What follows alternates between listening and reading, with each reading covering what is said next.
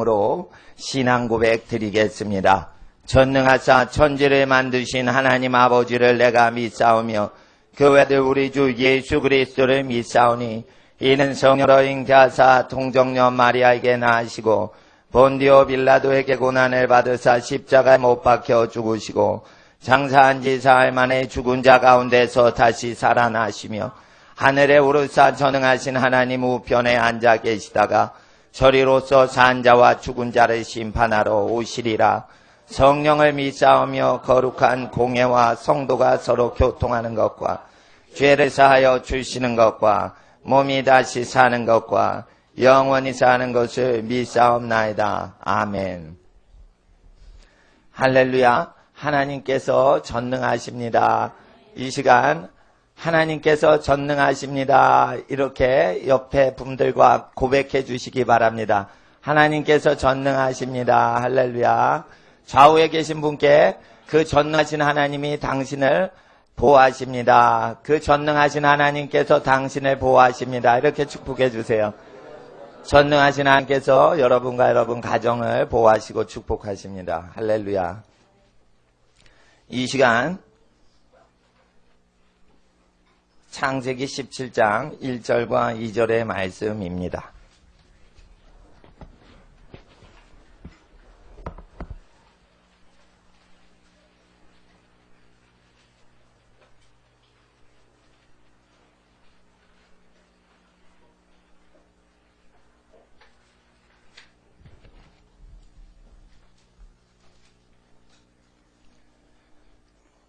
(1절과 2절) 창세기 17장 1절과 2절 찾으시는 동안 잠깐 광고 말씀드리면, 오늘 이웃 건물에서 공사가 진행되는데 그 먼지가루가 많아서 어린이들 밖에 이렇게 돌아다니면 다칠 수가 있으니 어린이 보호하시는 부모님들은 그렇게 당부해 주시기 바랍니다. 그리고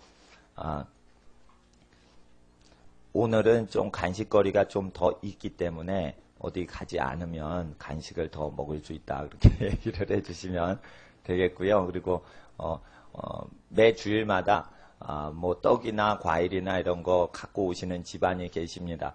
그래서 매 주일마다 아무개 집안이 뭐 가져오셨습니다, 이렇게 하면 뒤에 집안들이 부담되니까 제가 생각할 때 어느 집안에서 뭐 떡을 가져오셨습니다. 그래서 하나님이 공급하시는 걸로 알고 그냥 마음껏 드시면 될 것 같습니다. 근데 그 부부가 젊습니다. 요거까지만 얘기를 하고 그래야지 뒤에 이렇게 뭐 먹을 거 가져왔는데 밝혀지고 그러면 좀 부담되시는 분들 많이 계시단 말이에요. 그러니까 그럼 자꾸만 의무가 돼요. 의무가 된단 말이에요. 뭐 먹을 거 가져오는 게 의무가 돼서 부담스러워요, 나중에. 제가 그 심리를 알기 때문에 안 가져오셔도 되고 가져오실 때 그냥 편안하게 가져오시라 이거예요. 가져오셔도 제가 광고를 안 하겠습니다. 안 할 수도 있습니다. 다 찾으신 줄 믿고 창세기 17장 1, 2절 말씀 함께 읽겠습니다. 시작. 아브라함의 99세 때 여호와께서 아브라함에게 나타나사 그에게 이르시되 나는 전능한 하나님이라. 너는 내 앞에서 행하여 완전하라. 내가 내 언약을 나와 너 사이에 세워 너로 심히 번성케 하리라 하시니. 기도드리겠습니다. 전능하신 하나님, 우리로 하나님 앞에 온전케 하시는 하나님은 우리를 완전하고 완전하신 하나님 형상 닮게 하시는데 전능하신 하나님으로 나타나실 것과 세상 악을 무너뜨리고 세상을 심판하시기 전에 죄인들을 돌이키시는 전도하시는 하나님, 회개케 하시는 하나님, 또한 의인을 복을 주시는 전능하신 하나님인 것을 하나님을 자랑하고 고백합니다. 우리의 자랑의 모든 것 되신 하나님, 오직 주 안에서 자랑할지니 하셨기 때문에 오직 하나님으로 인하여만 자랑하는 인생 되게 하옵소서. 주님과 우리 사이에 언약을 세우셨으니 우리가 주님의 언약을 지키게 하옵소서. 그리하시면 주님이 우리 언약대로 우리를 만국 위에 복된 하나님의 자녀로 세우신다고 하신 언약 지키시오니 언제나 변함이 없으신 하나님의 신실하심 의지하여 날마다 세상살이 승리하는 하나님의 가정 되게 하옵소서. 아버지 하나님 앞에 이 시간 진리의 성경 말씀을 받들어 나눌 때 성령 하나님 말하는 자와 듣는 모든 하나님의 자녀들의 심령 주장하시고 영원하신 하나님 나라에 복이 되는 그러한 시간 되게 하시고 오늘 하루를 바쳐 하나님께 예배드릴 때 오늘 하루를 통하여 복을 얻게 하시고 오늘 하루를 통하여 우리 심령에 모든 저주가 있는 사람들이 있거나 몸에 저주가 있으면 다 끊어져 완전히 새것이 되는 날 되게 하옵소서. 아버지 하나님 오늘 들을 말씀 읽는 말씀 전 일생 동안 하나님의 능력으로 달려가는 양식 되게 하옵소서. 거룩하신 예수 그리스도 주님의 이름 높이며 기도드리옵나이다. 아멘. 아브라함에게 99세에 나타나셨습니다. 그리고 엘샤다이라는 유명한 단어가 나옵니다.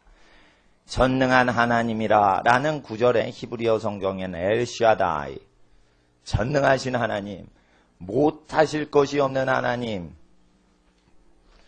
이럴 때 엘샤다이 하나님이라고 합니다. 이스라엘에 갔을 때 교회 중에 엘샤다이 처치라는 교회들이 많이 유대인 목사님들이 심호하는 교회 중에 엘샤다이 처치가 많이 있습니다. 텔아비브나 예루살렘에 그런 교회들이 있는데 그것은 어디에서 띄워왔냐? 창세기 17장 1절에 전능한 하나님이라 해서 나온 것입니다. 그래서 전능한 하나님 밑줄 그시고 엘샤다이 이렇게 쓰고 싶으신 분은 쓰셔도 돼요. 하여튼 이 엘샤다이에 대한 거 몇 번 나오는데 주로 이삭한테랑 아브라함한테 이렇게 얘기하시고 그러니까 아브라함, 이삭, 야곱 그 집안한테만 주로 얘기하시는데요. 너는 내 앞에 행하여 완전하라. 왜 전능한 하나님을 선포하실 때 하나님의 자녀가 완전하라고 명령하실 때 엘샤다이라고 하셨을까요? 그것은 아브라함이 99세 됐을 때 이제 완전케 하려고 하시는 거예요. 99세 전에요. 바로 앞절을 보세요. 16장 16절이 앞절이에요. 하갈이 아브라함에게 이스마엘을 낳을 때 아브라함이 86세이었더라. 그리고 17장 1절까지 성경이 없어요. 그럼 86세에서부터 99세까지 하나님이 성경을 기록하지 못하게 하셨다 이거예요. 선지자들로 이 성경 자체가 전수가 안 되게 되셨다. 그럼 86세 때부터 99세 때까지 하나님 보시기에 첩을 들여서 애를 낳고 사는 게 완전치 아니하신 거예요. 하나님 눈에는 그렇게 보이시는 거예요. 첩을 들여서 사라가 정말로 자기 남편을 사랑했어요. 그래서 자기 남편이 자식을 얻도록 자기의 여종을 첩으로 줄 만큼 남편을 세우려고 그랬어요.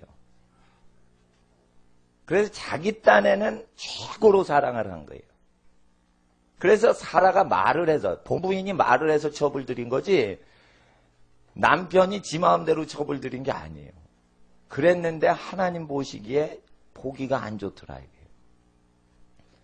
그래서 사람이 우리 각자 인생 살 때 최선을 다했지만 그것이 하나님의 보시기에 좋지 아니하시더라 이거예요. 그래서 하나님을 경외하는 사라가 최선을 다했어요. 그랬더니 하나님의 보시기에 좋지 않더라.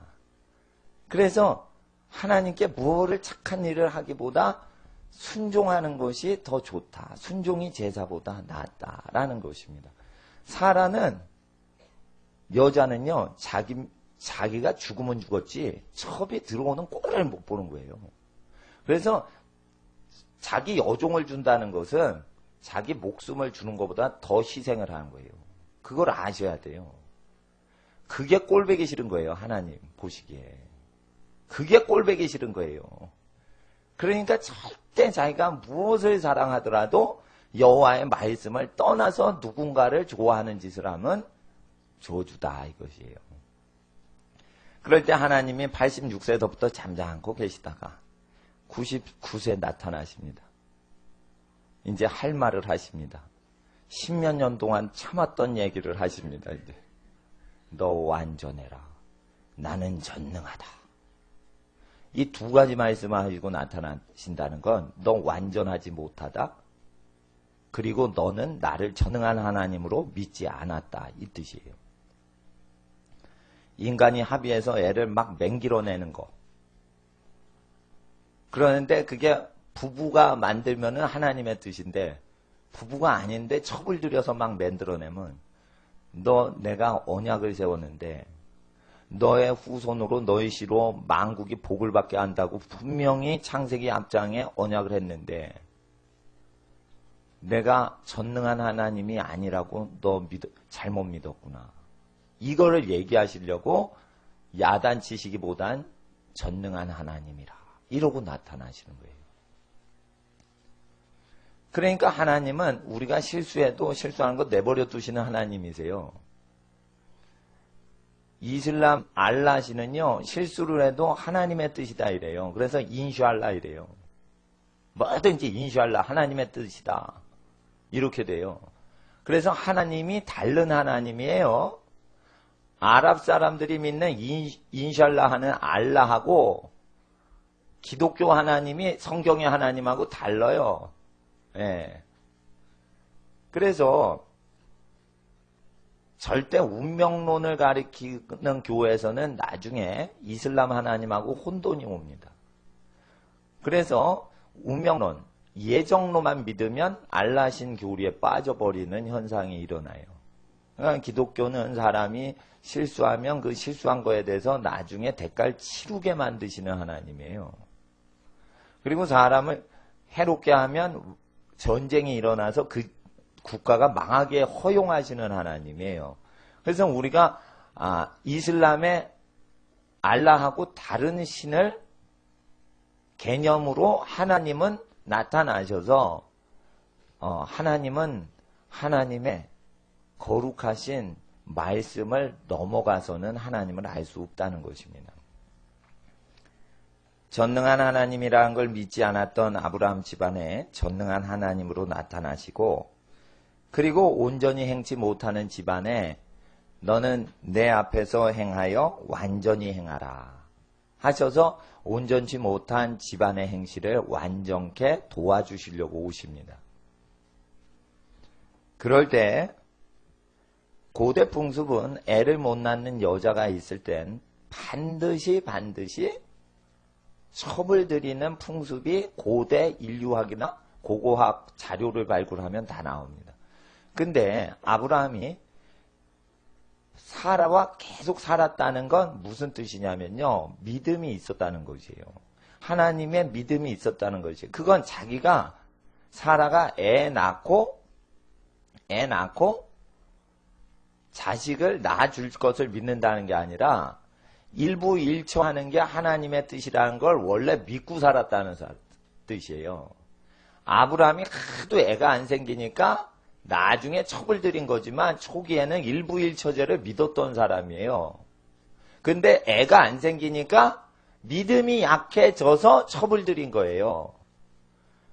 자기 혼자 첩을 들여서는 안 된다 이렇게 주장을 하니까 사라가 답답하니까 애를 만들어내려고 자기 첩을 갖다 댄 것이에요. 그래서 아브라함의 믿음을 헐어버린 것이에요. 아브라함은 일부 일처가 하나님의 뜻인 것을 원래 알고 있었던 사람인데 환경에 눌려서 첩을 들인 거예요. 그러니까 아브라함은 고대 사람이라 일부 일처제 몰랐을 것이다. 어떤 학자들이 그렇게 얘기하는데 그 당시에 늙어서까지 일부 일처제로 계속 있으면 무자한 상태에서 믿음이 있으니까 그런 거예요.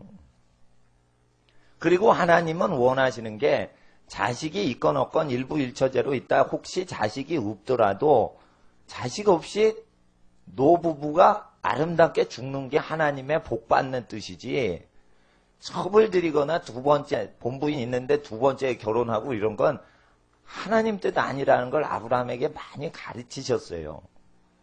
그래서 아브라함이 75세 때 본토 친척 아비집 떠날 때부터 86세 때 이스마엘 낳아서 키울 때까지는 10몇 년 동안은 이방 풍습도 안 지키고 그대로 하나님 법을 지켰는데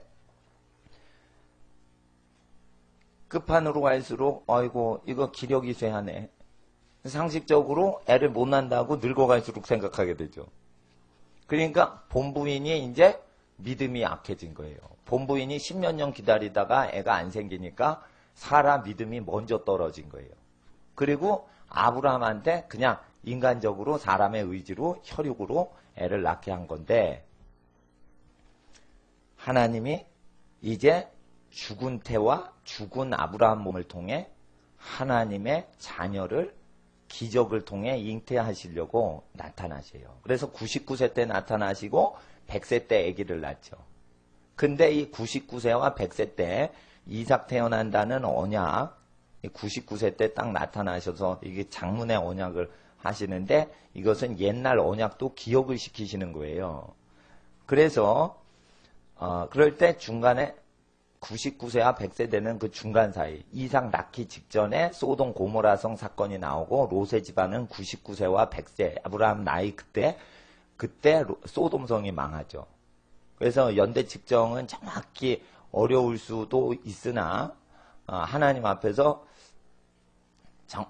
기록된 바에 의하면 아브라함이 99세로부터 100세 사이에 소돔성이 멸망을 해요.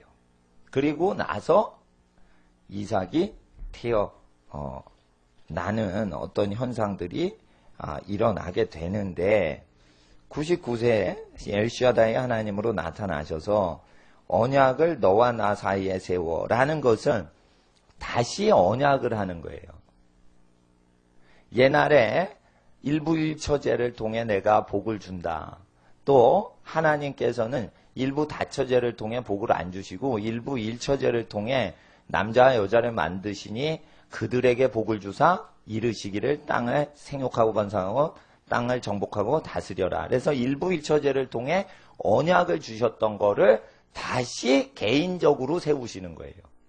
없던 언약을 세우시는 개념이 아니라 너 본토 친척 아비집 수십 년 전에 떠날 때 그 언약을 다시 내가 너와 세우는데 이제 그 언약을 세우는데 4절 내가 너와 내 언약을 세우니 너는 열국의 아비가 될지라. 5절을 읽어주세요. 시작.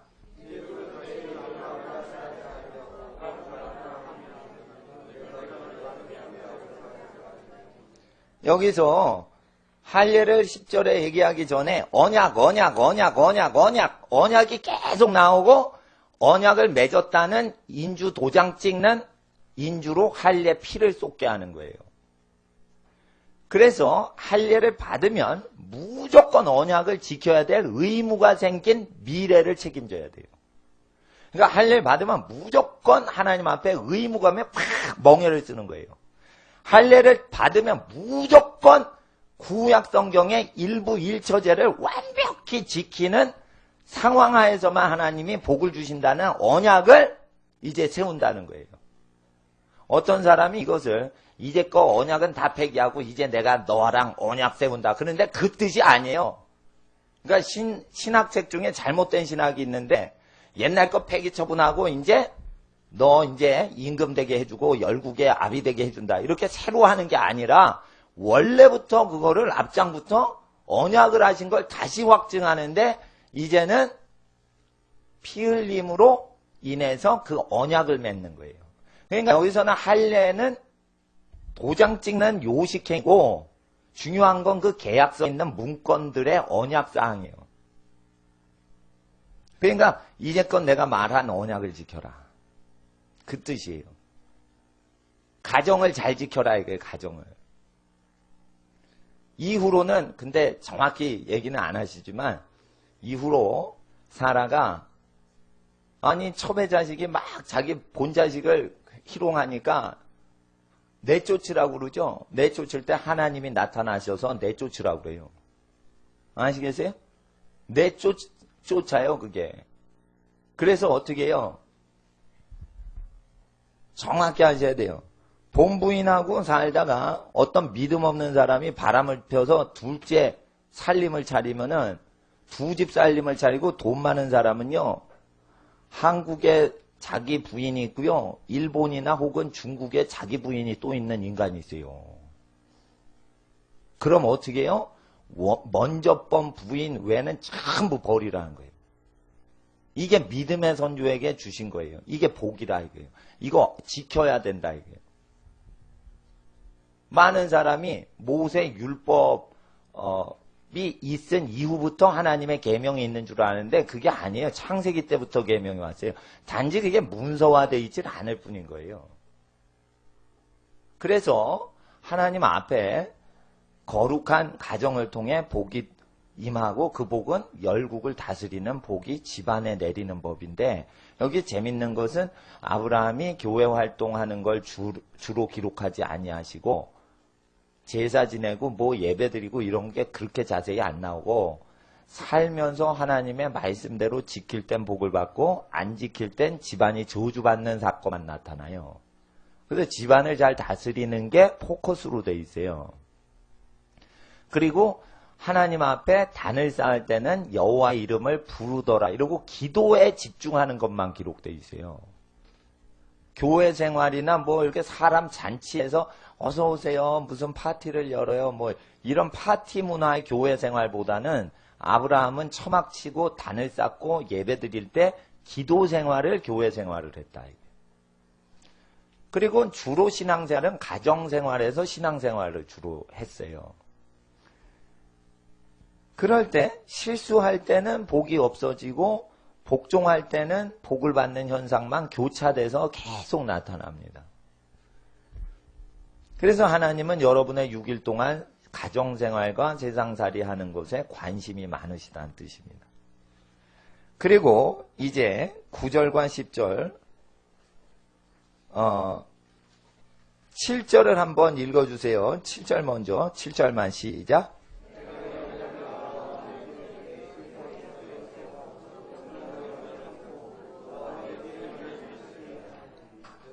8절도 읽어주세요. 내가 너와 내 후손에게 너의 우고하는 이 땅 곧 가나안 일경으로 주어 영원한 기업이 되게 하고 나는 그들의 하나님이 되리라.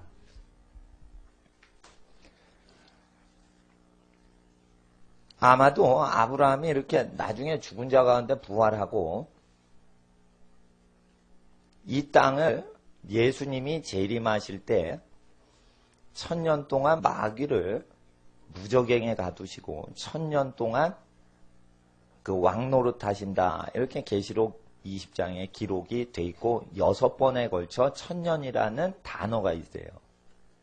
그런데 개신교에서 일부 학자가 1000년은 숫자가 아니다. 그건 상징이다. 1000년이 아니다 가리키는데 그거를 잘못 가리킨 거예요. 초대 기독교 자료에 하면 1000년이라고 분명히 가리켰어요. 계시록을 받은 요한의 제자가 사도 요한의 제자가 폴리캅이에요. 폴리캅은 사도 요한한테 그대로 배웠어요.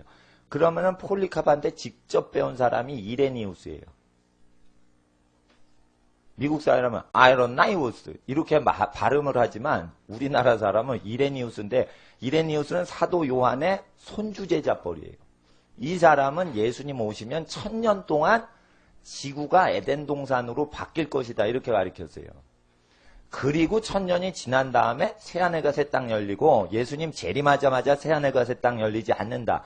계시록 문자 그대로 1000년이 죄 없이 예수님이 땅을 다스리는데 이 지구상 그대로 새롭게 해서 다스리신다. 그렇게 가르쳤어요. 이레니우스는. 근데 이제 어거스틴이 나와서 1000년은 없다. 이렇게 가르치니까 지금 천주교하고 개신교가 이레니우스 거를 배워야 되는데 어거스틴 걸 배웠어요. 어거스틴은 마니교에 있던 이단 숭배자였어요. 그냥 죄를 음란하게 많이 짓다가 음란죄를 회개해서 참회록을 썼어요. 참회록을 하니까 그것 때문에 그게 많이 읽혀졌어요. 당시에. 회개하는 게. 음란죄 회개하고 죄 지었던 거. 그래서 그 어거스틴이 회개를 했기 때문에 어거스틴의 가르침을 다 봤는데 가르침은 이레니우스 가르침이 더 성경적입니다. 왜냐하면 이레니우스는 사도 요한한테 직접 배운 폴리갑의 제자예요. 폴리갑은 화형당의 순교자예요. 전도만 하고 가르치기만 했고요. 문서로 폴리갑이 안 남기고 요한 사도한테 배운 것만 전달을 하고 순교를 했어요. 그때 엄청나게 전도를 하니까 화형을 시켜 죽일 때 죽기 전에 제자 훈련 받은 사람이 이레니우스란 말이에요. 그러니까 이레니우스가 초대 교부 중에 사도 요한의 가장 직계 제자예요. 그리고 오리겐의 가르침은 잘못됐어요. 연옥이 있다 가르치고 막 그렇게 가르쳐요. 그러니까 오리겐 문헌을 보시면 안 되는데 오리겐 책 자체가 국내에 없습니다.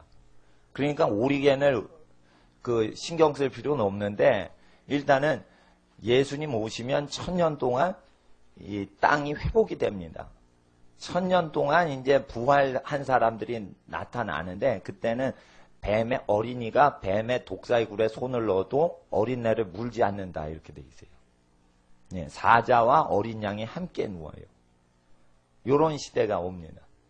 그래서 에덴 동산에서 여러분이 타락 안 된 상태에서 그 지극히 큰 복을 누리는 것을 아담의 실수로 잃어버렸지만 예수 안에서 그 에덴 동산으로 체험을 1000년 동안 시켜주시고 그 다음에 새하늘과 새 땅 가시지 새하늘과 새 땅 그냥 데려가시면 사람이 누려야 될 땅의 복을 체험을 못했기 때문에 그걸 휴식기로 1000년을 쉬게 해주시는 거예요. 그게 이제 원래 초대 교부들 중에 사도 요한한테 직접 배운 사람의 신앙 문헌의 기록입니다. 예, 근데 이걸 정확히 계시록을 문자 그대로 더하거나 빼면 안 된다는 계명을 어기고 더하거나 빼서 1000년이 엄한 거다 이렇게 빼잖아요. 그럼 어떻게 해요? 재앙을 일으켜요. 말씀을 신학자가 주장을 하기 시작해요. 설교자가 성경을 조종하기 시작한단 말이에요. 설교자는 성경을 받들어야지 이 성경을 조종하면 안 돼요. 예, 근데 자꾸만 조종하는 신학자가 나오는 거예요. 그 뒤부터. 그래서 경건이 무너지는 것이에요. 오늘 신학을 조종하는 사람들을 통해서 성경이 유린당합니다. 그럴 때 9절을 보세요. 9절부터 11절까지 읽어주세요. 시작!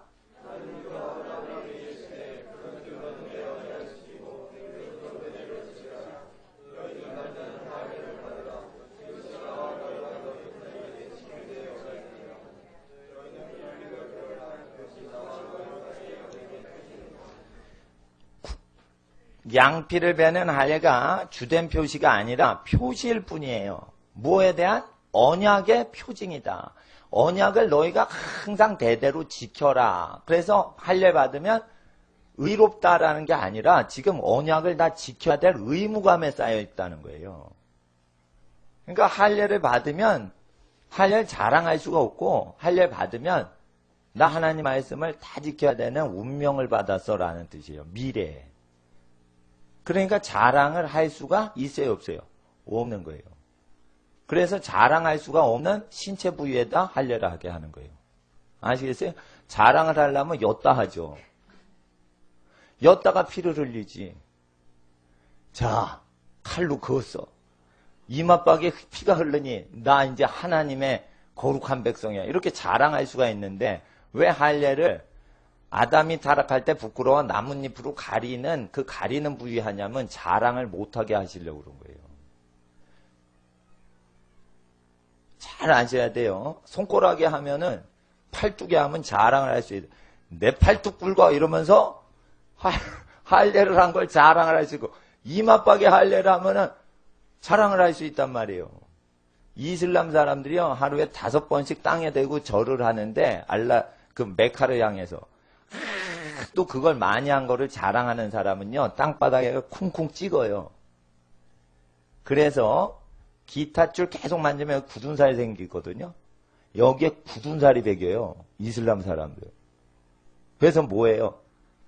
어라 나는 굳은 살 배겼다 이러면서 그 엄청나게 알라신 숭배한다는 걸 자랑할 때 일부러 빵빵 때려요. 바닥에 돌바닥 일부러 때린단 말이에요. 그리고 그거를 힘들잖아요. 그러니까 평소에 문질러요. 그런 사람이 있단 말이에요.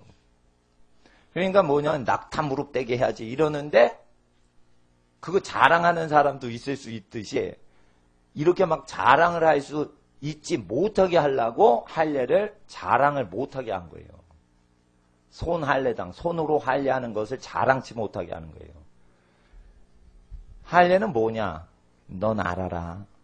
너의 은밀한 신체에 새겨진 표징을 항상 생각하고 너는 내 언약을 항상 지켜라.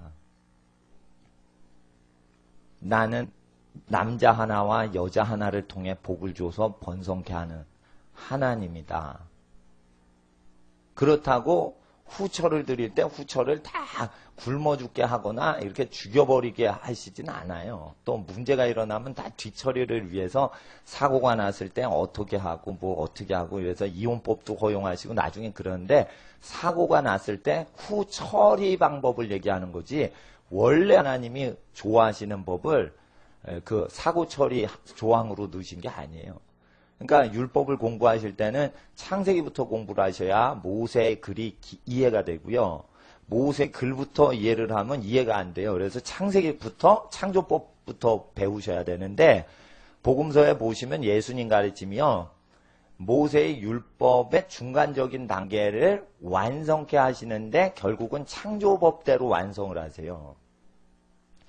그래서 할례를 받으면 믿음으로 말미암아 언약을 다 지키는 것을 확증해서 믿음으로 말미암아 할례를 온전케 한다 이거예요. 할례를 온전케 한다는 건 말씀대로 완전히 행하고 살았다는 거예요. 할례를 완성하는 건 뭐예요? 할례 받는 게 아니에요. 완벽하게 살아야 돼요. 사람이 죄 안 짓고 완벽히 살면 할례를 완성한 것이요. 할례를 하고 죄 짓고 살면 온전케 할례를 이룬 게 아니에요. 그래서 여기 할례의 시초가 나오죠.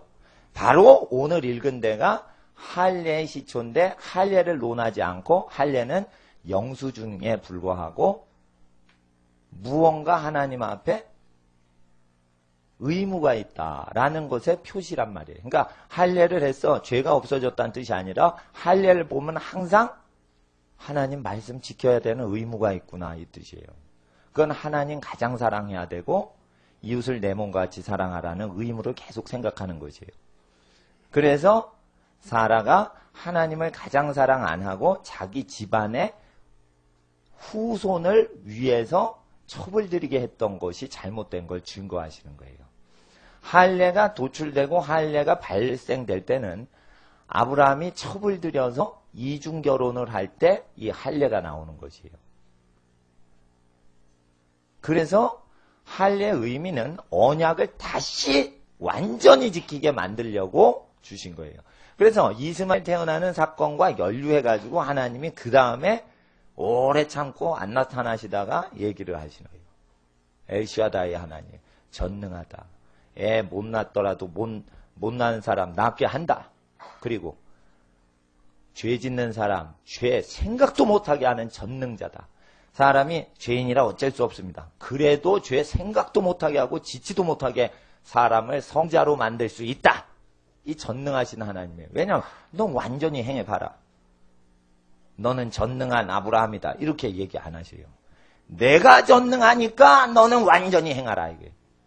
이건 뭐냐면 하나님의 영의 기운으로 죄를 완전히 이기고 살 수 있다는 거예요. 나는 엘샤다이 하나님인데 너는 완전히 행하라. 이건 뭐냐면 내가 힘센데 너 내 앞에서 완전히 행하지 않으면 죽여버려. 이 뜻이 아니에요. 너에게 복을 줄 것이다. 이러면서 막 간섭하시겠다고 나타나시는데 무엇든지 도와줘가지고 너를 높일 테니까 너는 내 앞에서 내 언약만 지켜라. 이게 내가 말한 토시 하나 빼지 않고 단순히 그것만 지키고 살라. 그럼 모든 것 합력하여 복을 내가 너 줘서 열국의 아비가 되게 하겠다. 내가 뒷바라지 해주겠다.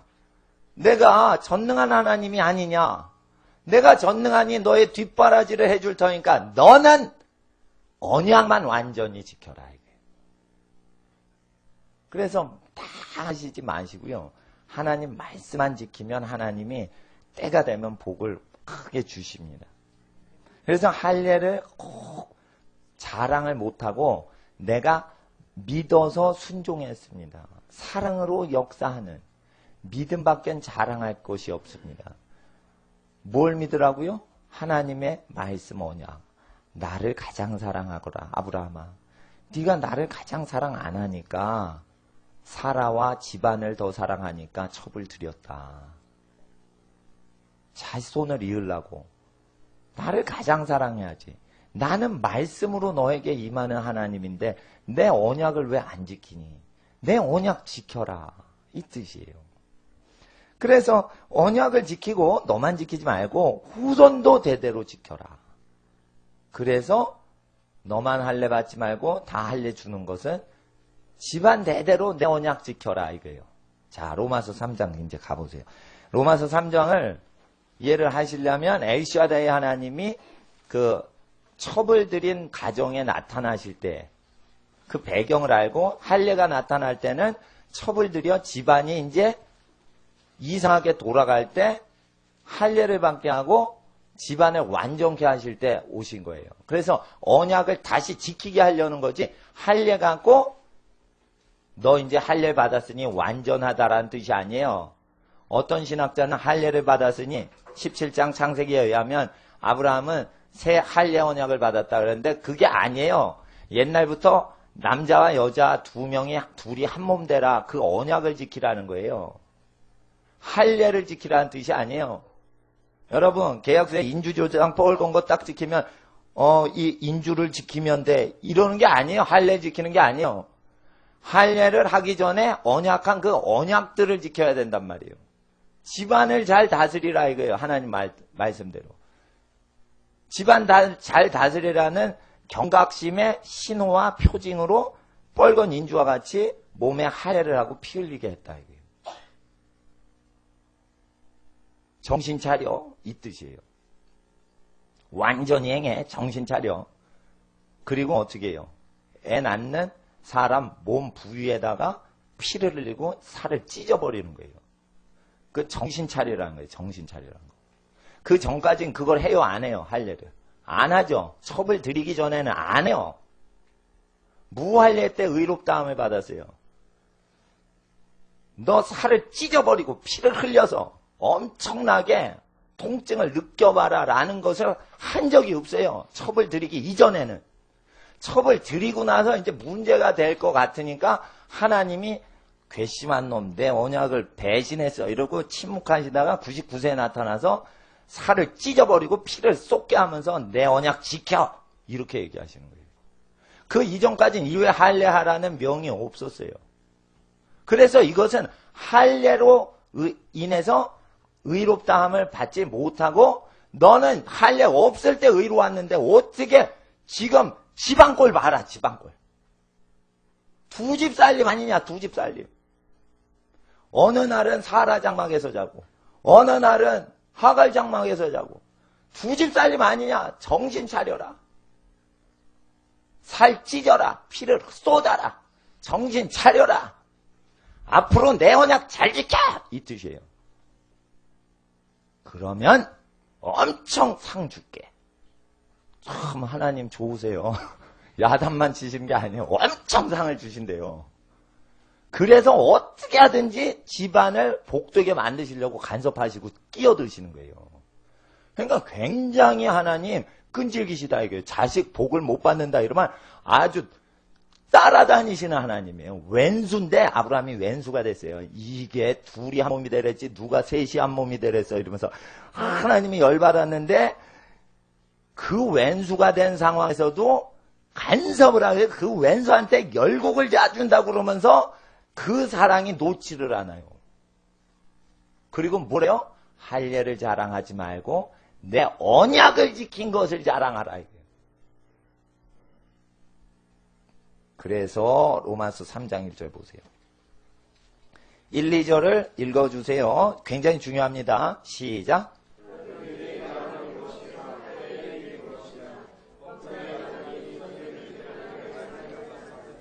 할례의 유익이 무엇이뇨? 하나님의 말씀을 맡았기 때문에 할례가 유익이 많다. 이게 이해가 안 된단 말이에요, 보통.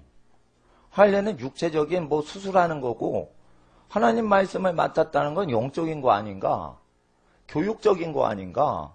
할례는 의학적인 외과 수술에 해당되는 의학적인 것이요.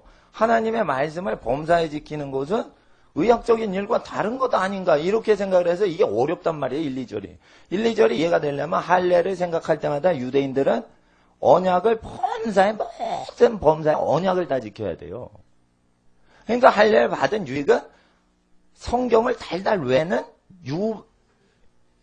파생 현상을 일으킨단 말이에요. 할례 받은 사람은 무조건 나 할례 받았지. 그러면 아브라함 얘기가 생각나요. 아브라함은 말씀 그대로 상황을 다 지켜서 살아야 된다는 걸 기억하니까 할례를 생각할 때마다 어떻게 해요? 말씀 지켰나? 그걸 생각하는 거예요. 말씀 지켰나? 그걸 생각하는 거예요. 그래서 하나님 앞에서 할례자의 유익은 할례의 발원 구절인 창세기 17장을 다 외웁니다. 유대인들은. 기독교인들은 안 봐요. 17장을. 근데 유대인들은 신약 성경이 없기 때문에 창세기만 봐요. 그런데 하려면은 17장부터 떠오르죠. 첩을 뒀을 때 하나님이 그 할례 받으라고 그럴 때. 그럴 때 하나님 앞에서 말씀을 다시 회복하려고. 그렇지. 아브라함 믿었었는데 믿는 자가 말씀 어겼지. 그러니까 말씀 어기니까 하나님이 살찌고 피 흘리는 고통을 주시면서 다시 너 언약 지켜라. 이렇게 하고 치고 들어오실 때 아 그렇지 내가 믿음이 있다 해도 언제든지 아브라함처럼 가족을 하나님보다 우선시할 수 있지. 그러면 나도 아브라함처럼 실수할 수 있지. 그러니까 할례를 한 우리 유대인들은 안심하지 말자 이 뜻이 있는 거예요. 안심하지 말자.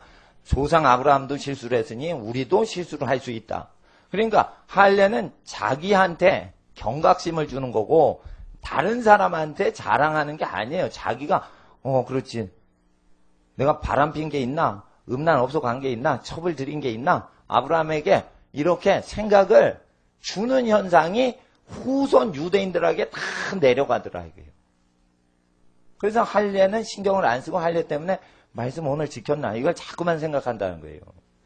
아브라함이 첩을 들인 상황에서 그걸 명하셨기 때문에. 그래서 하나님이 너 완전히 행해라 이러면 마음에 안 드시는 거예요.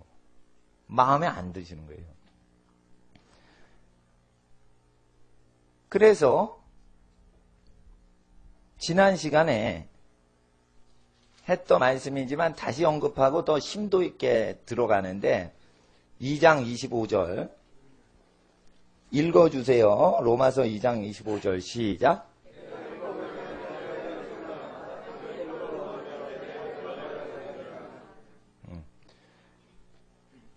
율법을 범한 즉 할례가 율법을 행하면 할례가 유익하나라는 뜻이 뭐냐면 우리가 범사에 가정생활을 하나님 말씀대로 뜻대로 가정생활을 아브라함처럼 초기 때처럼 잘 하면은 할례가 유익이 돼요. 그건 뭐냐면 그렇지 내가 할례 받은 것은 언약을 다 지키라고 하셨지. 그러면 하나님 사랑 이웃 사랑 했나? 그러면 할례가 유익이 되는 거예요. 그런데 자 25절 뒤에 만일 율법을 범한 적이라는 뜻은 하나님을 가장 사랑하지도 않고 이웃을 자기 몸처럼 생각하지도 사랑하지도 않으면 죄 지은 거죠. 내 할례가 무할례가 돼서 할례는 유익을 못 준다. 할례는 죄를 짓지 말라고 경각심을 주는 건데 죄를 짓고 할례인 상태로 사는 유대인들은 아무것도 아니다 이게. 그래서 옛날에는 학교를 교육받으려고 다녔는데 요즘은 교육은 뒷전이고 졸업장 따려고 다녀요. 그래가지고 어떻게 해요? 부정 입학도 하고 기부금으로 해서 입학도 하고 별짓 다 해가지고 자기 그걸 따내려고 그러는 거예요. 그럼 유익이 하나도 없어요. 왜냐하면 실력도 없는데 뭐를 받죠. 그럼 뭘 시킨단 말이에요. 뭘 시키는데 배운 거밖에 못해. 어느 자리에 가면요 배우지 않는 일들이 일어나요. 그럴 때 학위는 있는데 무능력해요. 그래서 경영학의 원리 중에 뭐가 있냐면 사람은 자기가 무능력을 느끼는 자리까지 승진한다. 이런 현상이 있어요. 쭉 승진하다 보면 자기가 도무지 일을 아무것도 할 수 없는 상태까지 승진을 하려고 하는 현상이 있다.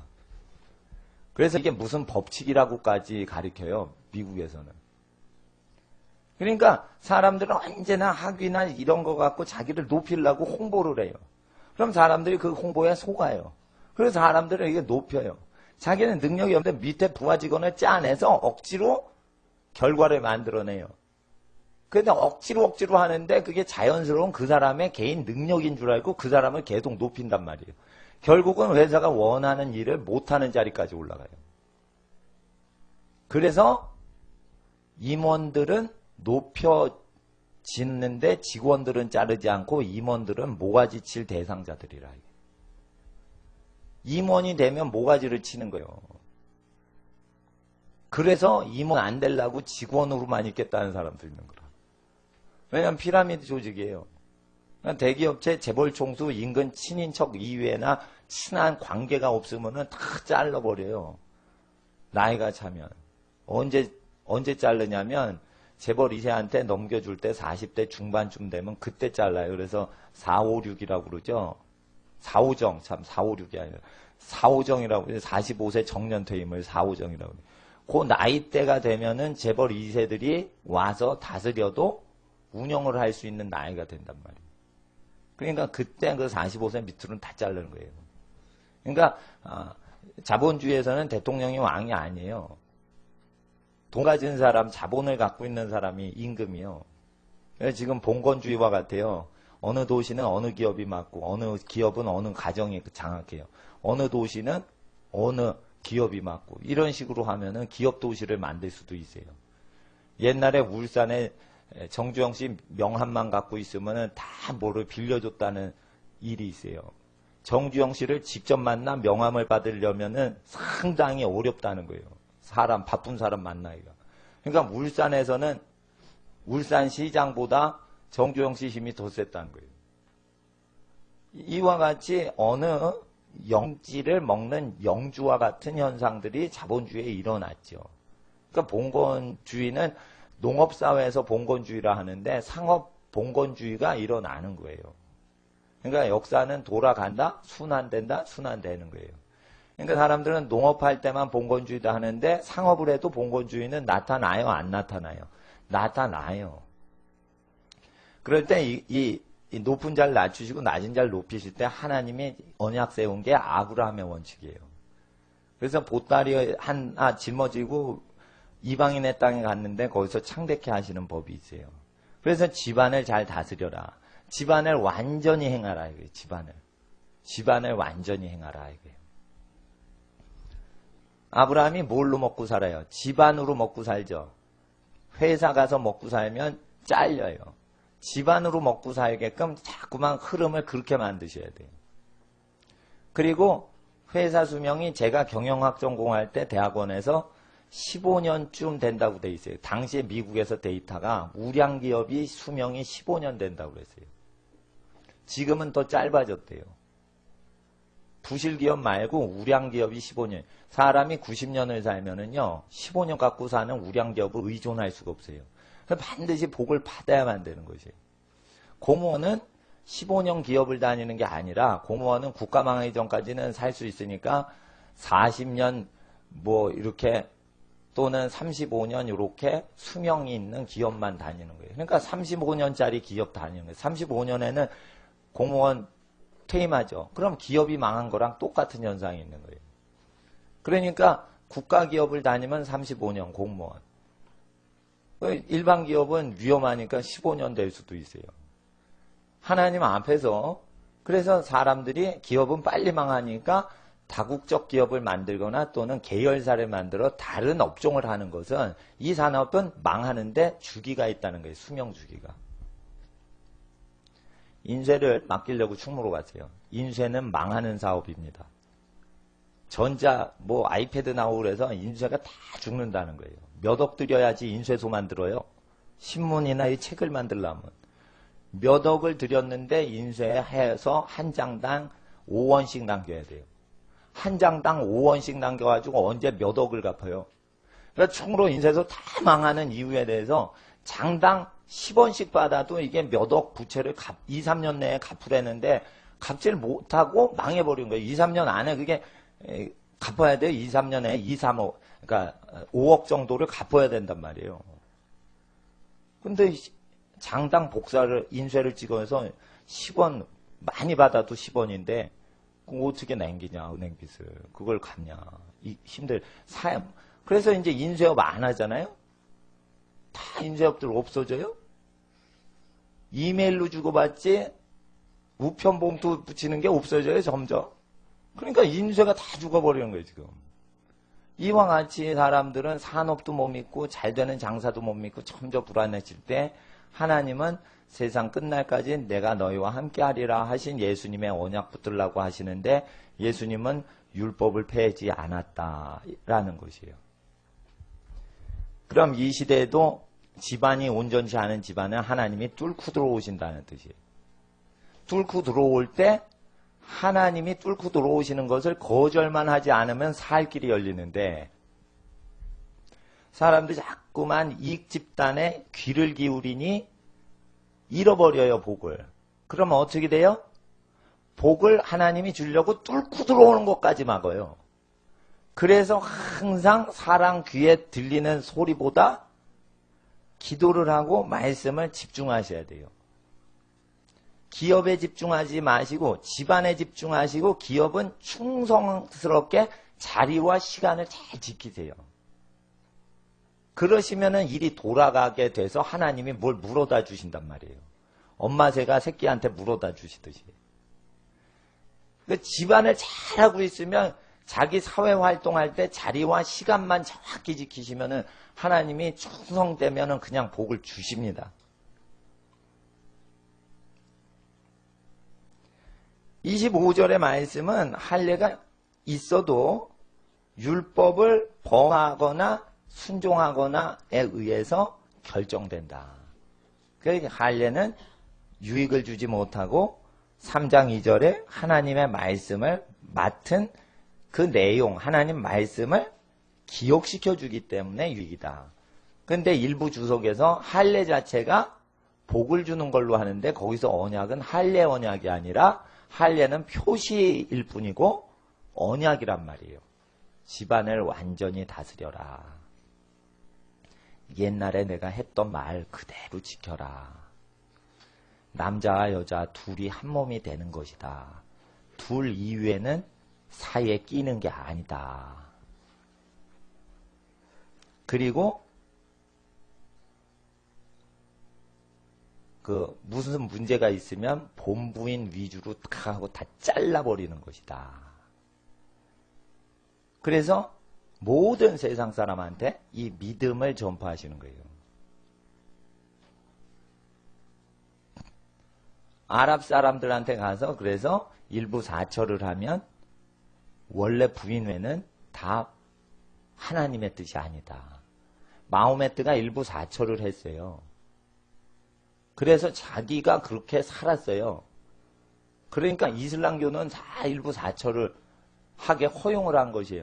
그게 창조법에 안 맞는 거예요. 그러니까 이슬람 사람 만나면 꼭 그걸 얘기하세요. 창조법에 안 맞게 된 거다. 당신 신은 그게 원래 신이 아니다. 그 알라 신은 하나님이 아니다.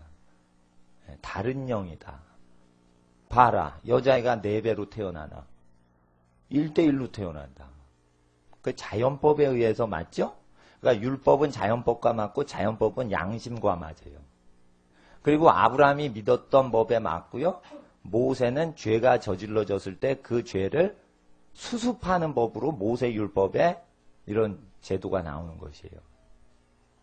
그래서 결혼해서 이혼을 하면 이혼 증서를 주지만 이혼하는 건 싫어하신다 이거예요. 이혼 증서 주는 거는 가능해요. 왜? 이혼 증서가 없죠.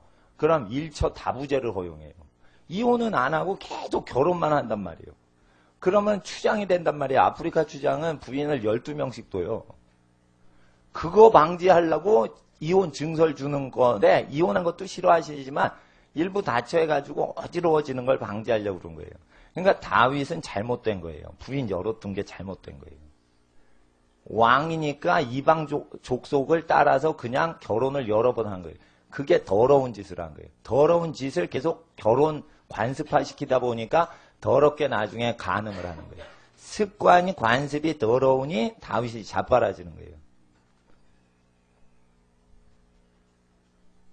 하나님 앞에서 하나님 말씀이 아닌 다른 내용으로 성경을 잘못 배우면 그 자체가 사람을 더럽히는 거예요. 그래서 자, 이제 어딜 읽으시냐면 9절을 읽어주세요. 3장 9절. 3장 9절. 8절까지는 지난 시간에 했어요. 9절 읽어주세요. 시작.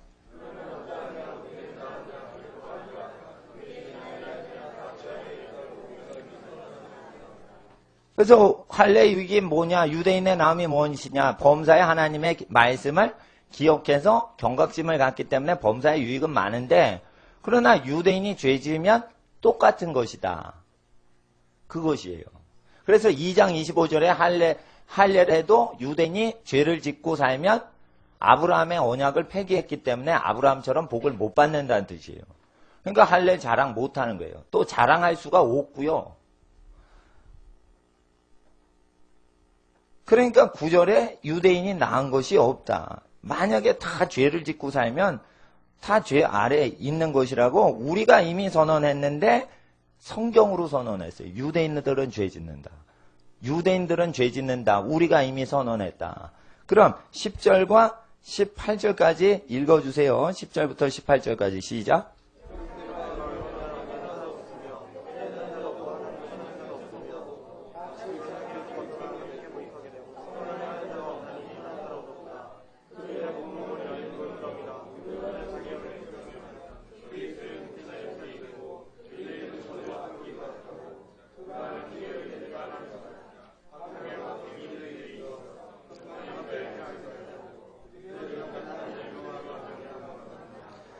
예, 10절부터 18절 지금 읽은 내용은요, 유대인을 향해서 얘기하는 것이라고 19절에 얘기를 해요. 그러니까 이건 전 인류를 얘기하는 게 아니에요. 전 인류는 다 죄 가운데 있어요. 그걸 굳이 얘기하는 게 아니에요.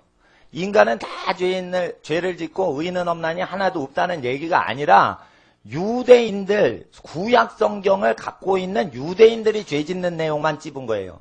요거 원래 구약 성경 시편하고 이사야서를 뽑아서 짜집기를 한 책이에요, 요게. 10절부터 18절까지. 그럼 시편과 선지서를 짜집기 해가지고 이렇게 모아놓았어요. 모음집이에요. 죄 짓는, 유대인들이 죄 짓는 상황만 뽑아서 한 거예요. 성경이 없는 민족이 아람 족속이 나쁜 짓 한 거나 이런 게 아니라 이스라엘 백성이 나쁜 짓거리 하는 것을 기록한 거예요.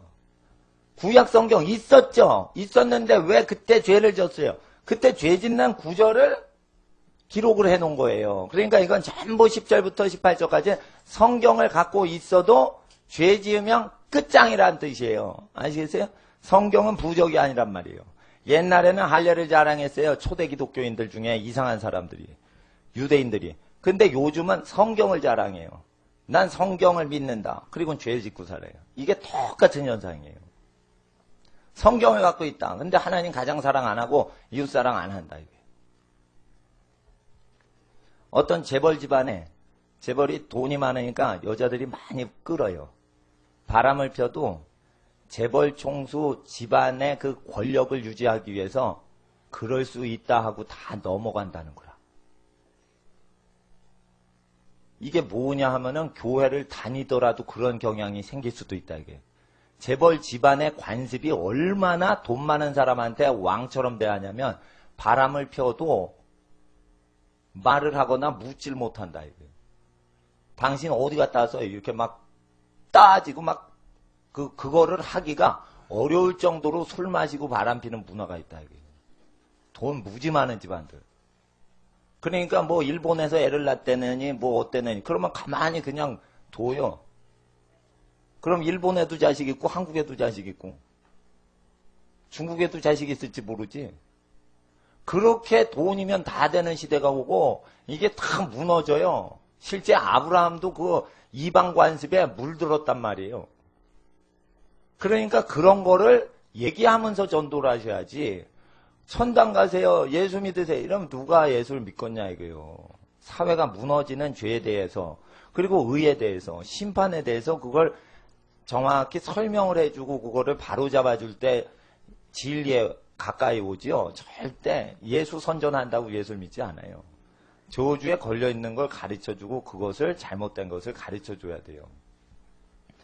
그래서 바울은 그것을 의미하는 내용을 얘기해서 이것은 누구든지 죄를 지을 수밖에 없다는 걸 얘기하려고 하는 게 아니라 성경을 갖고 있어도 죄 지면 끝장이다. 그러니까 성경을 갖고 있는 사람인 유대인들이 죄 지으니까 저주 당하는데 누구든지 예수를 믿고 회개하면 죄를 짓지 않는 생활로 들어오면 누구든지 영생을 얻게 하신다는 뜻으로 돼 있어요. 그러니까 성경 갖고 있어봤자 유대인들은 혜택이 없으니 성경 갖고 있는 거 자랑하는 게 덕이 아니다. 그냥 율법을 얘기할 때 율법을 성경이라고 하시면 정확해요. 율법을 성경이라고 하시면 돼요. 성경을 범한 적 유익이 없다. 성경을 범한 적 유대인들 할례 받은 게 유익이 없다. 할례는 말씀 기억하는 건데 할례를 하면 맨날 말씀을 기억해서 돌이켜야 되는데 성경 자체를 어기고 사니 할례를 통해 맨날 언약을 기억하고 하는 활동은 필요가 없다 이게요. 그래서 하나님 앞에서 19절을 읽어주세요. 이제 10절부터 18절을 아우르는 글이에요. 19절 한 절 시작.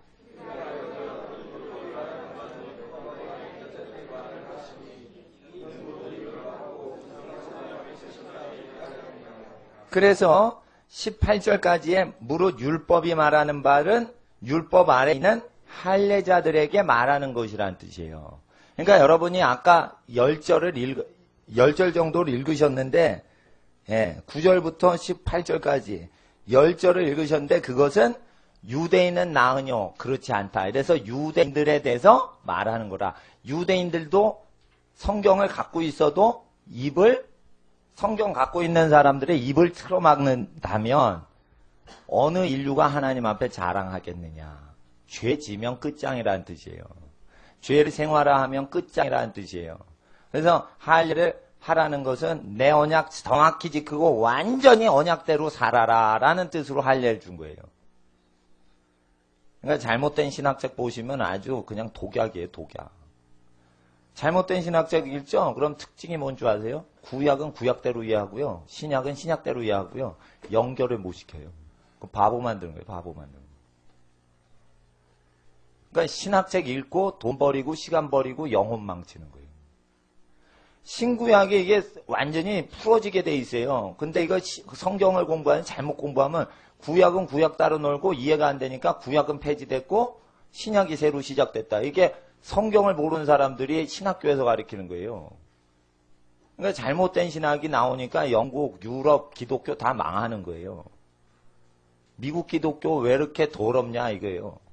동성연애자들을 장로교에서 왜 성직자로 집사로 임명을 하냐 이거예요. 모든 사람은 다 죄를 짓기 때문에 그럴 수 있다 이러면서 동성연애자를 집사 직분, 목사 직분을 주면 어떻게 하냐 이거예요. 칼빈 교리에 근거해서 준다 이랬는데 말도 안 되는 거예요. 말도 안 되는 거. 그러니까 칼빈 교리로 그냥 죄를 지어도 불가역적인 은혜, 강권하시는 은혜로 다 될 것이다 이러면서 막 한다 이게. 바울은 그렇게 가르친 적이 없어요. 칼빈이 바울을 잘못 이해한 거예요. 그리고 칼빈이 정확히 이해를 못하니까 칼빈 추종자가 바울 사상이라 하지만은 칼빈보다 더 잘못 가르치는 거예요. 그래서 결국은 장로교 교리가 칼빈 이론인데 그걸 갖고 죄를 다 허용한단 말이에요. 전도를 할 때 어떻게 전도하냐면 예수님은 회개하라 천국에 가까웠느니라. 죄에 대하 의에 대해 심판에 대해서 세상을 드러내라 이랬어요. 책망하라 이랬어요. 근데 장로교 전도법이나 칼빈 전도나 이런 거 보면 누구든지 죄를 지을 수밖에 없습니다. 이거부터 시작해요. 그러니까 이거 성경에 없는 전도법 하는 거예요. 왜 그래요? 죄인이 배나 다른 사람을 지옥 자식 만들려고 그런 거예요. 그러니까 하나님 앞에 잘 아셔야 돼요. 의인이 되려면 여자를 보고 마음에 음욕을 품지 않아야 의인이 된 거예요. 근데 그런 상태도 이루지 못하고 무엇가 의인이냐 이게요. 돈을 보고 탐심이 없어야지 의인이 되지. 어떻게 돈을 좋아하는데 의인이 되냐 이게. 그게 예수를 어떻게 믿는 거냐 이게요. 돈을 좋아하고 가족은 내버려. 그런 사람이 있어요. 그럼 불신자도 돈보다 가족을 생각해요. 그래서 돈을 주고 군고구마를 사서 가족 입에 넣어줘요. 여러분, 돈을 가족 입에 쑤셔 넣는 사람이 어디 있어요? 돈을 버리고 식량을 가족 입에다 애기들한테 먹여주는 거지. 누가 돈을 이렇게 사랑해서 먹여줘요? 그러니까 돈을 허비하고 가족들 부양하는 데 힘을 쓰는 게 불신자의 삶인데, 돈을 좋아하면은 불신자 사이에서도 왕따 당하는데 어떻게 예수 믿는데 돈을 좋아하겠어요? 부모님이 돈을 사랑했으면 애를 왜 낳아? 둘만 낳고가 아니요. 아무도 안 낳고 혼자 잘 살자 이런 식으로 가지. 돈을 좋아하면 딩크족에 no kid double income. 딩크족이 나온단 말이에요. 애 없고 2배 수입. 그래서 프랑스 애들이 딩크족 하잖아요. 애 안 낳고 맞벌이 부부에서 즐기자 이러면서 프랑스에서 그렇게 하니까 애들을 안 낳잖아요. 프랑스 애들이. 돈 좋아하니까 그런 거예요. 프랑스 애들이. 미국보다 더 심해요. 그게 프랑스가. 그러니까 미국은 그래도 건전해요. 프랑스 문화에 비하면. 근데 젊은 애들이 지금 no kids, 애 안 낳고 더블 인컴 2배로 벌어서 쓰자 이러면서 쓰는데 어디 와서 써요? 비싼 업소 가서 쓴다 이게. 그래서 술집에서 하루 매상이 1억이래요. 현찰만 1억. 수표도 아니야. 현찰만 1억이래요. 팁을 어떤 여종업원은 1000만 원짜리 팁을 받아요. 이렇게 법인체 수입을 끌어들이는 이 법인체 총수들은 그렇게 돈이 많은 거예요. 자기가 노동해서 버는 게 아니고 종업원들이 다 벌어가지고 바치면 그게 몇 조 원이 되면 길거리에 버리는데 그게 1000만 원짜리 수표를 막 준다. 이름도 모르는 사람한테. 술집에서 일어나는 일이라. 그러니까 하나님 앞에서 이런 죄가 벌어질 때 갈수록 심해진다. 이게. 그럴 때 성경을 잘못 가리키는 교회들이 많을 때 성경 공부라도 하려고 교회 오셔야 돼요. 설교를 들을 필요는 없고 하나님 말씀을 잘 원래 뜻대로 배우려고 예배 오시면 좋겠어요. 오후에 성경 공부를 했었는데 그러지 않고 이제 설교 시간에 그냥 성경 공부로 대치를 합니다. 일단은 여러분은 하나님 자녀이기 때문에 하나님 말씀을 들으시면 그걸 깨우치면 하나님의 영이 여러분에게 오셔서 바른 마음과 바른 생각, 옳은 길, 복된 길로 인도해 주십니다. 자, 모든 사람의 입을 막을 때 율법 아래 있는 유태인들, 성경을 갖고 있는 민족도 입을 막아버려요. 그러니까 그러므로 율법의 행위로 그 앞에 의롭다 하심을 얻을 육체가 20절에 없어요. 그래서 여기에 율법의 행위 20절에 밑줄 그으세요. 율법의 행위 밑줄 그으세요. 이건 할례 행위를 얘기하는 거예요. 1절에 할례 유익이 무엇이냐 이랬죠. 그러니까 할례 행위를 통해서 말씀을 지키질 못한다는 뜻이에요. 율법의 행위인 할례로 하나님 앞에서 죄를 이길 육체가 없다는 것이에요.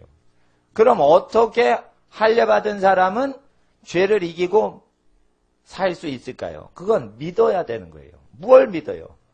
언약을 믿어야 되는 거예요. 할례를 한다고 죄를 멀리하는 능력, 경건의 능력이 오질 않아요. 할례를 한 자와 할례를 안 하더라도 똑같이 그 계명과 언약을 믿어야 되는 거예요. 믿어야 죄를 안 짓는 거예요. 아브라함은 믿질 않아서 첩을 들였다는 거예요. 한마디로 얘기해서. 믿음의 조상이다. 그래서 믿어서 첩을 들여도 의롭다 하시는 걸로 어느 주석에 해석됩니다. 본문 창세기 17장에 하면 하나님이 마음에 안 드시는 거예요. 그래서 너 나를 믿지 않았다 이거예요. 믿질 않으니까 너 경각집 주려고 살찌고 피 흘려라 이거예요.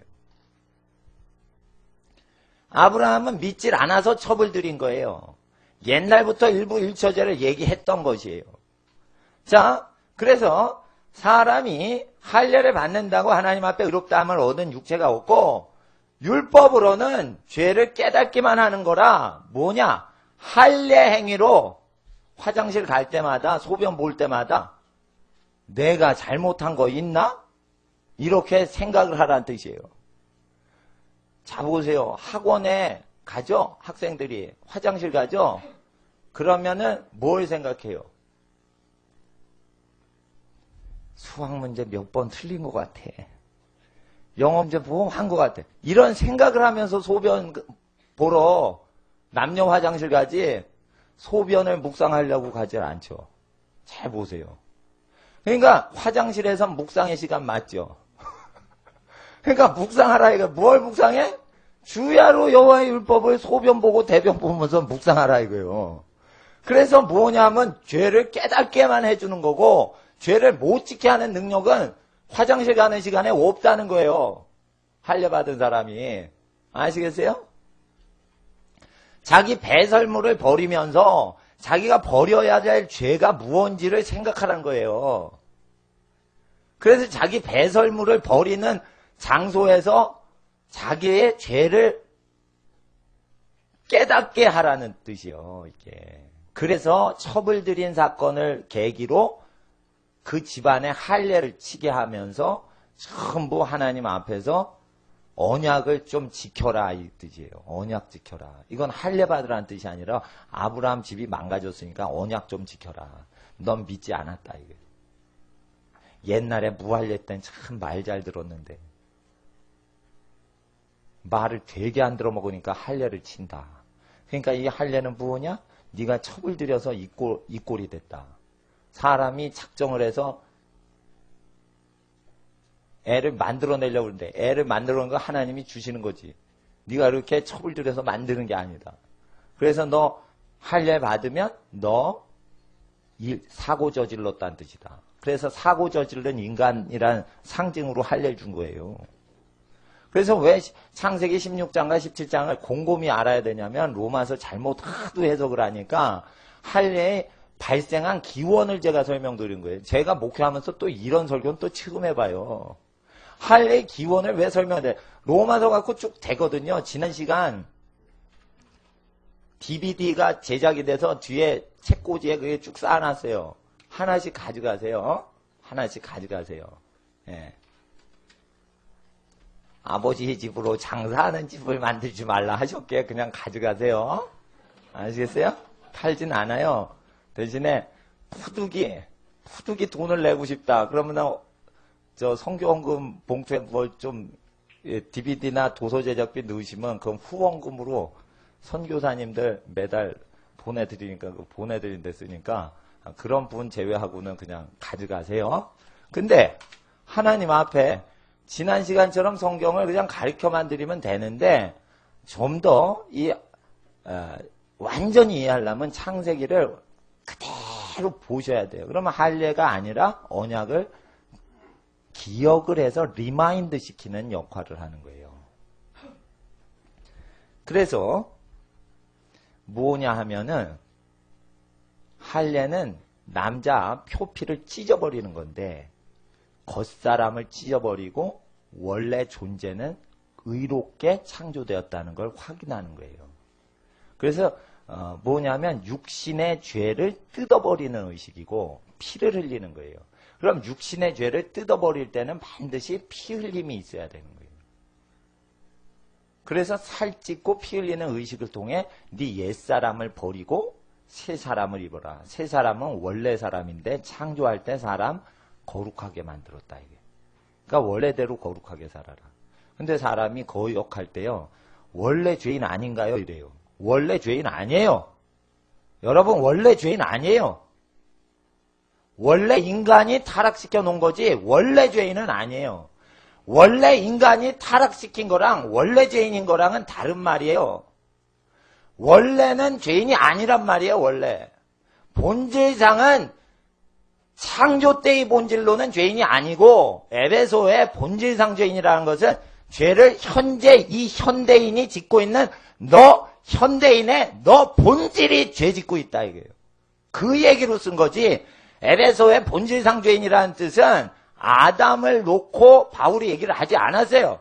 근데 어떻게 에베소서 해석을 아담을 지칭하며 본질상 아담 때문에 죄인이다 이렇게 해석하냐. 이게 원어에는 에베소인 그 죄짓는 너 예수 믿기 전에 너 그때 네 자신이 죄 짓는 놈이었다 이게요. 그래서 딴 사람 탓하지 말고 네 본질이 문제다 이게요.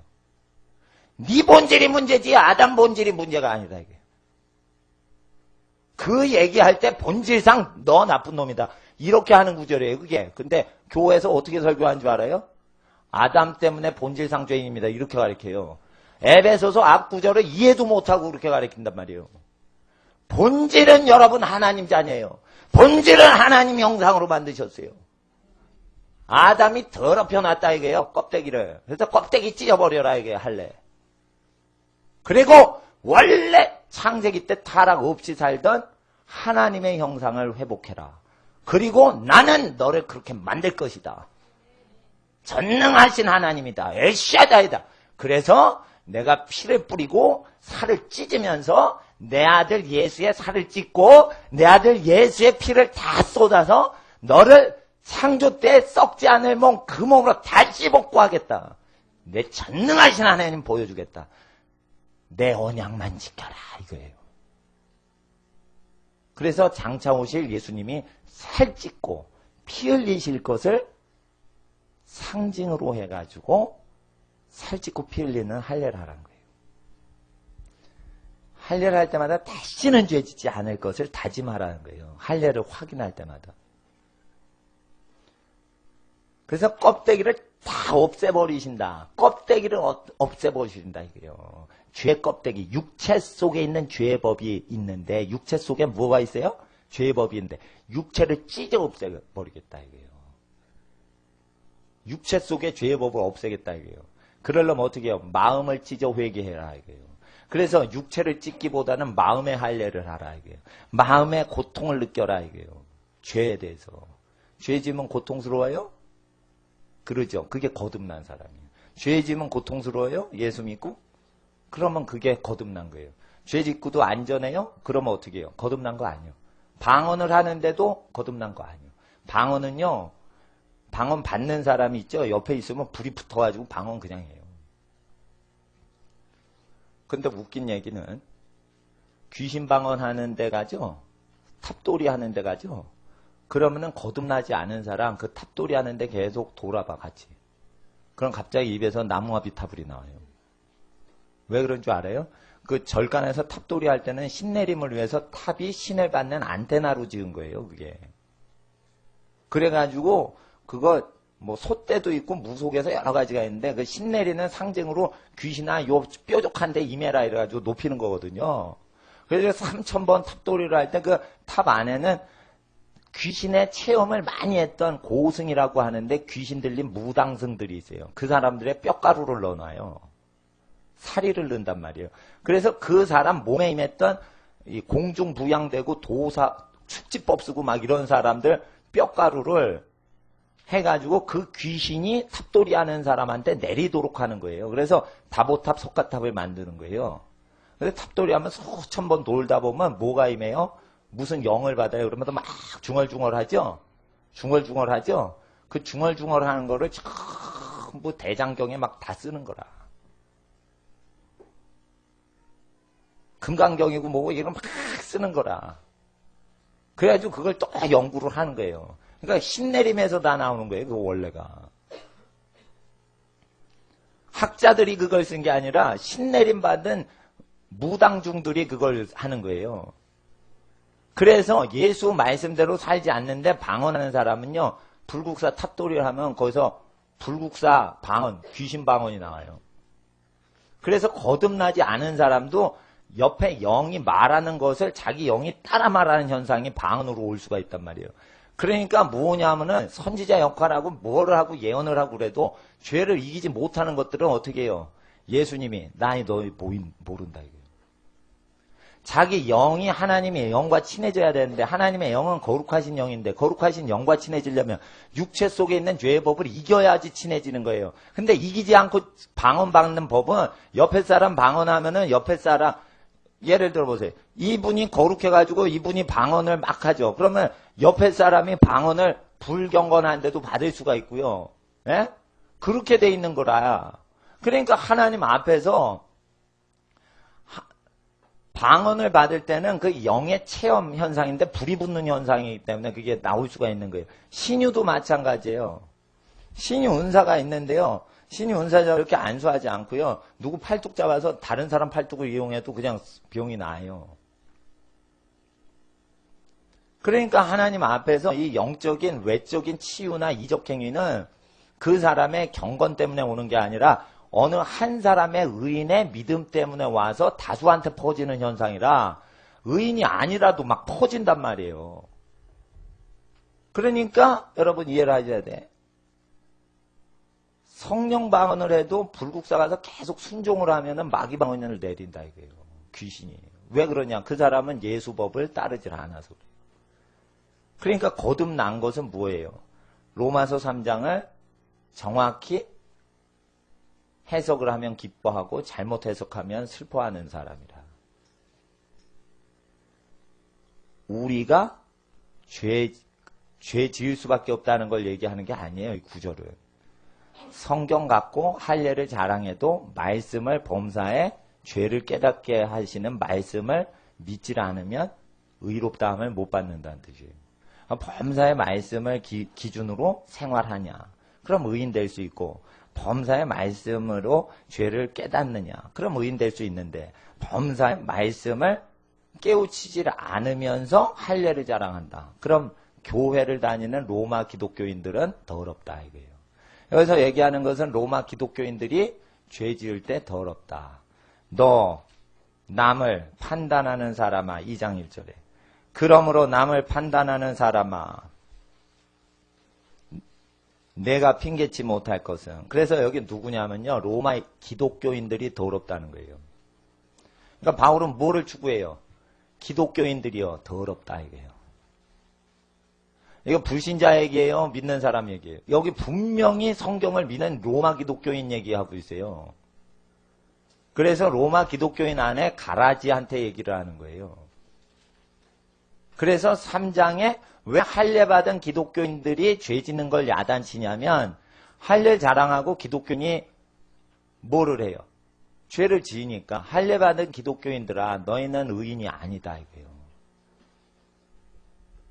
기독교인 얘기하는 거예요. 이걸 유대인들 얘기하는 걸로 알아요? 그게 아니에요. 교회 안에 들어와 있는 기독교인 중에 할례 자랑하는 기독교인 얘기하는 거예요. 그러니까 가라지 얘기하는 거예요. 그리고 우리는 할례 있고 우리는 성경책이 있어. 근데 죄 짓고 산다 이거예요. 성경책 갖고 할례 받았는데. 그럴 때 어떻게 해요? 성경책 없는 헬라인이 할례도 받지 않은 상태에서 예수 말씀 그대로 지키면 그 사람이 천국 간다는 거예요. 그래서 21절에 율법의 행인 할례 외 하나님의 의가 이제 나타났다. 21절 읽어주세요. 시작.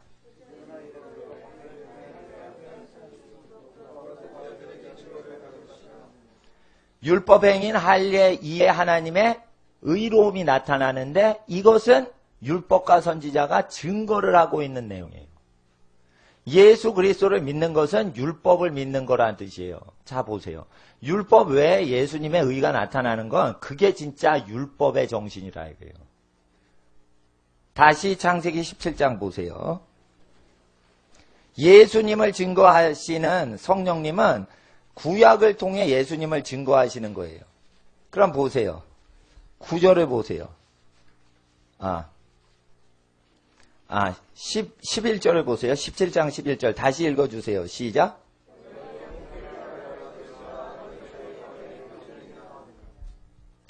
아까 할례는 언약의 표징이라고 했죠.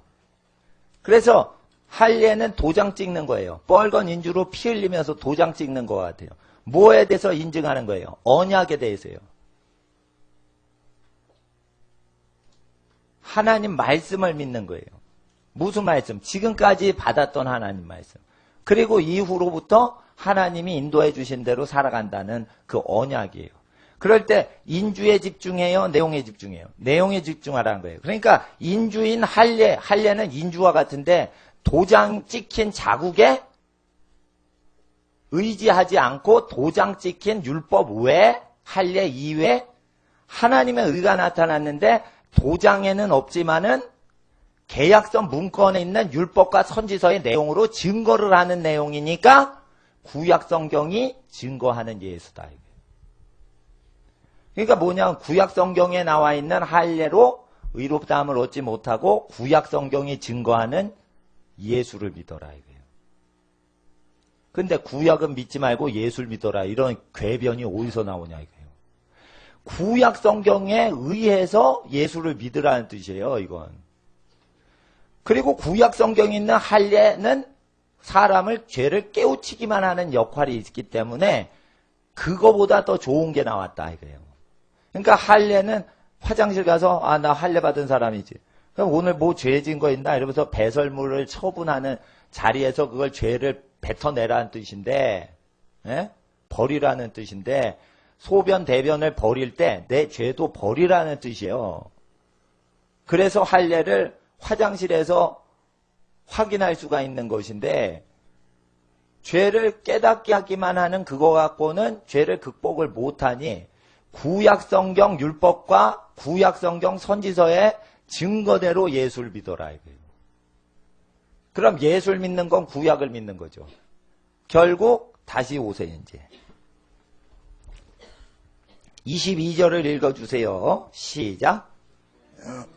3장 22절, 로마서 3장 22절 시작.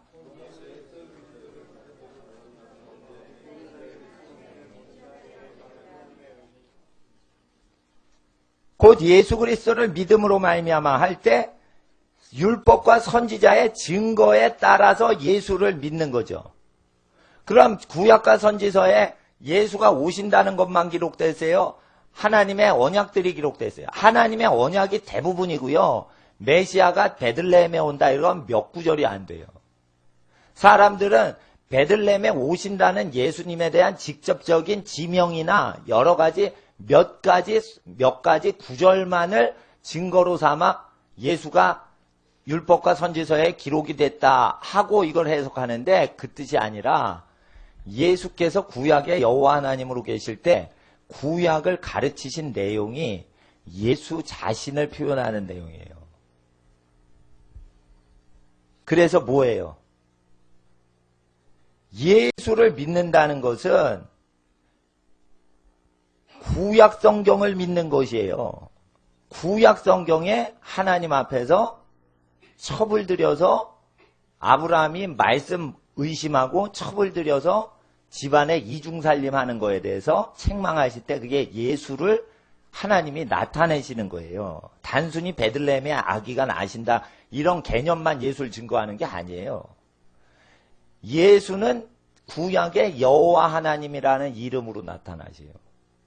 그러니까 예수는 하나님의 품에 있던 하나님의 말씀이신데 여호와께서 가라사대 할 때 그 분이 예수라 이거예요.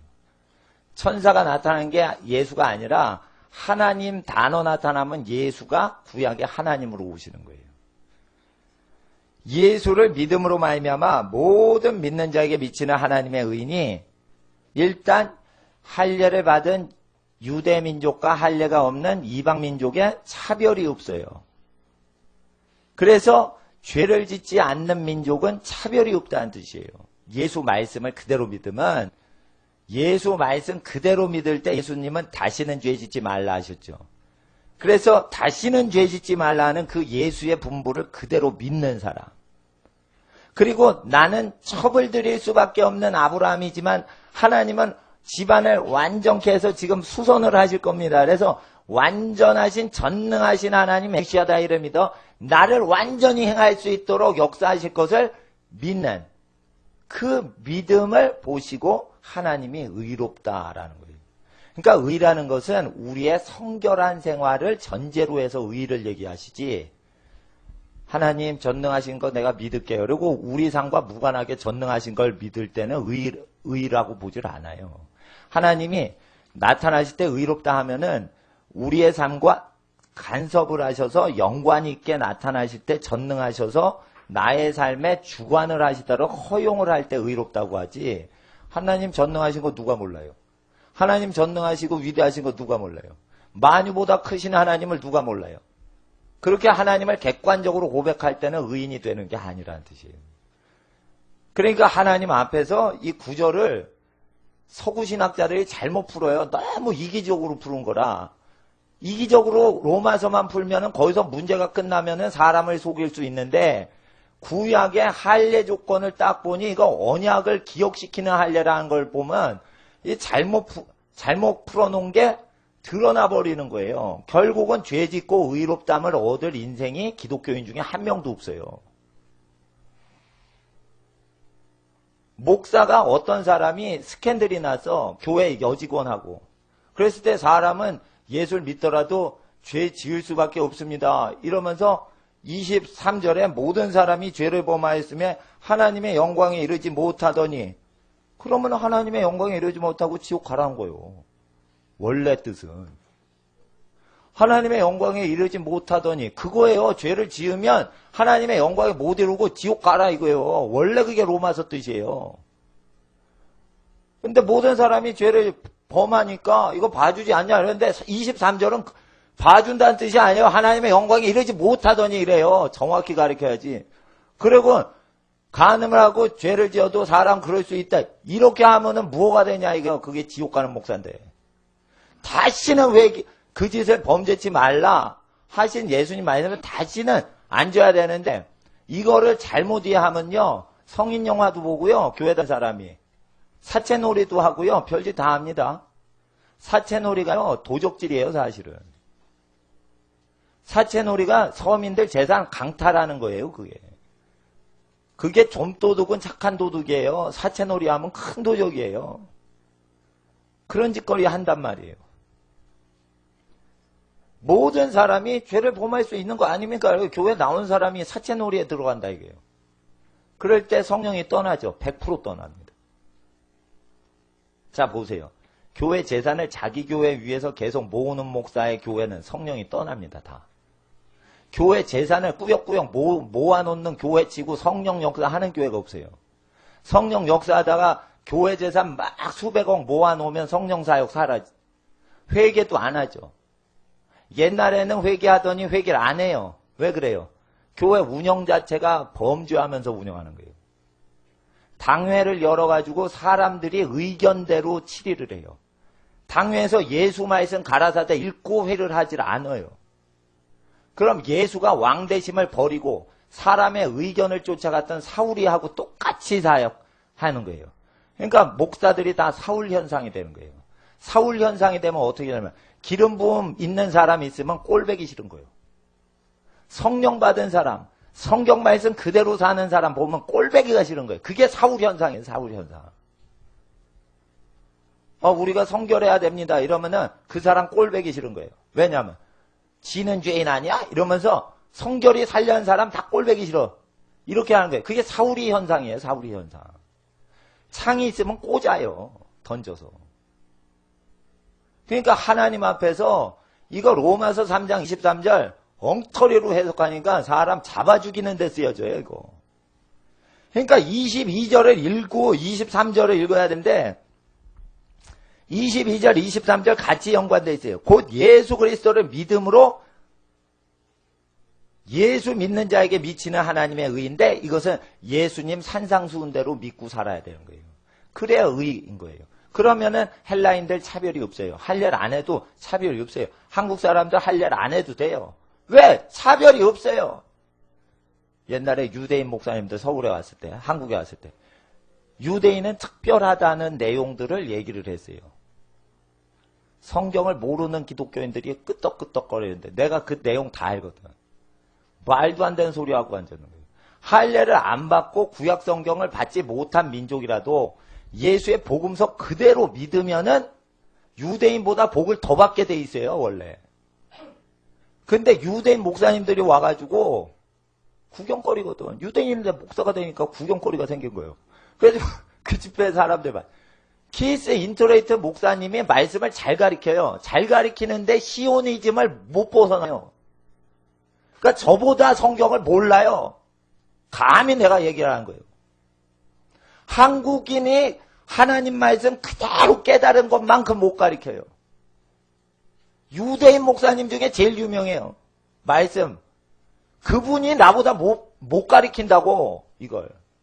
정확히 못 봐요. 그러니까 시오니즘하고 믹스가 돼버리는 거예요. 그러니까 미국에 있는 아이합이나 이런 데 가면 찬양은 좋아요. 찬양은 열심히 알아야 돼요. 말씀이 시오니즘이 자꾸만 들어온 거라. 그러니까 열방 선교는 안 하고 유대인만 중요하다 이거예요. 그렇지 않아요. 유대인이나 헬라인이나 아랍인이나 예수를 믿으면 똑같은 거예요. 한국 사람을 사랑하신다고요. 일본 사람이 예수를 정확히 믿으면 차별을 안 하셔요. 일본 기독교인하고 한국 사람하고. 그래서 민족 차별을 아니하신다. 그래서 차별이 없는 이라의 밑에 그 차별 앞에 민족이라고 쓰세요. 민족 차별이 없다는 거지 죄를 짓건 죄를 안 짓건 차별이 없다라고 해서 그래요. 이게 할례받은 민족과 할례받지 않은 민족 차별이 없다는 뜻이에요.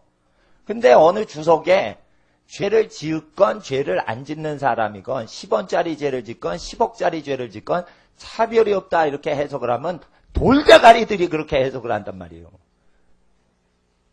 그러니까 이거 문맥으로 민족 차별이 없다는 뜻이고 한 절만 보면 죄를 지어도 죄 짓지 않은 것처럼 차별을 없애주신다 그러면 차별이 있다니까 심은 대로 걷는다니까요.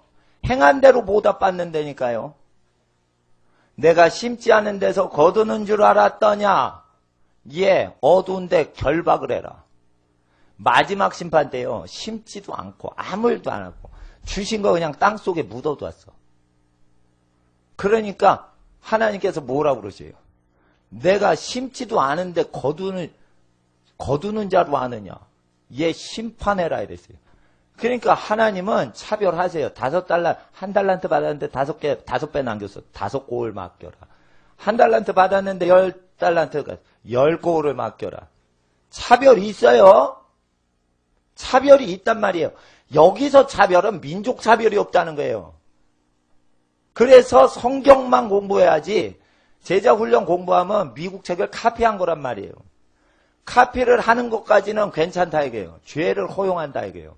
그래서 사람들이 헷갈려요. 복음서에 보면 죄를 회개하라고 그러는데 여기는 죄를 지어도 차별이 없다고 하시니 경건한 사람과 죄 짓고 사는 교인, 경건한 기독교인과 경건치 않은 교인 천당 가는데 차별이 없다고 하니 대충 살자 이렇게 하는 거예요. 다 여기에 근거해서 하는 거예요.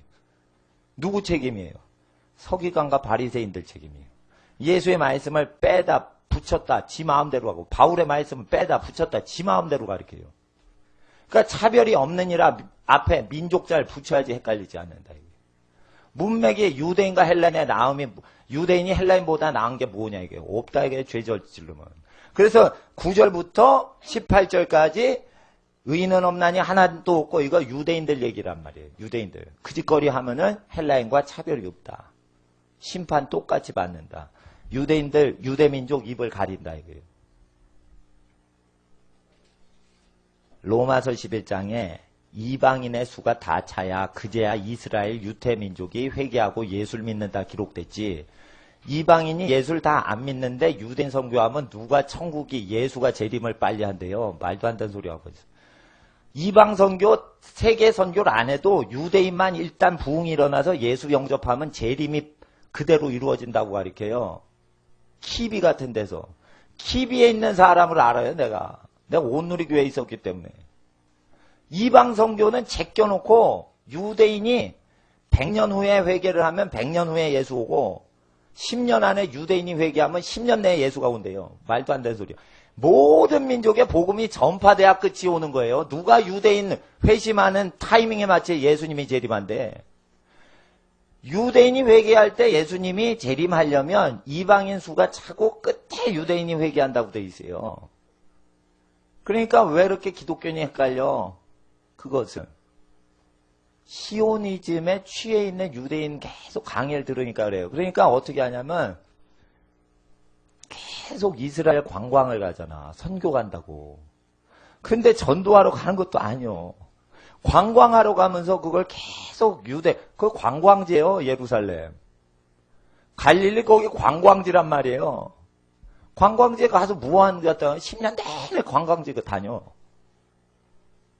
놀고 있어요. 놀고 있어.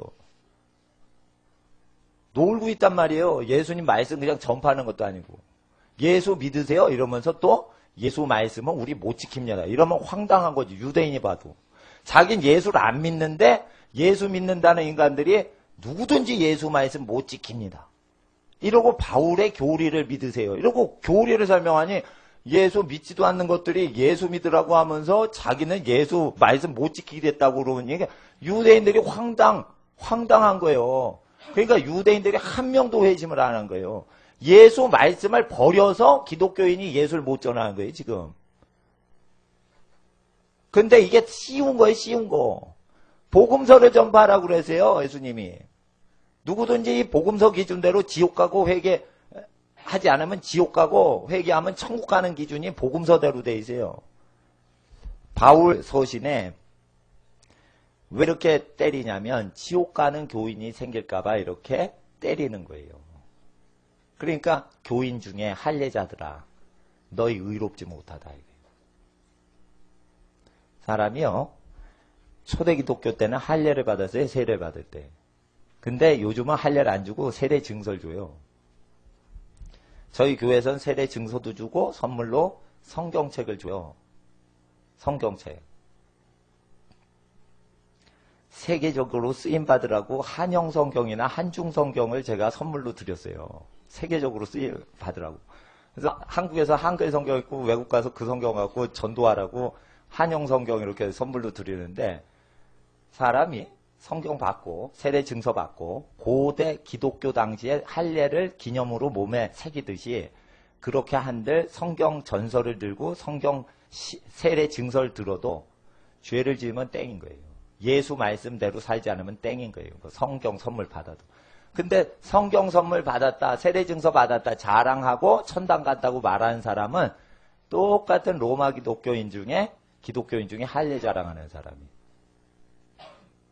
그리고 죄 지어도 차별이 없으니 죄 짓고 살아도 안심하세요. 이런 것들도 할례자들에 해당되는 거예요. 회개치 않는.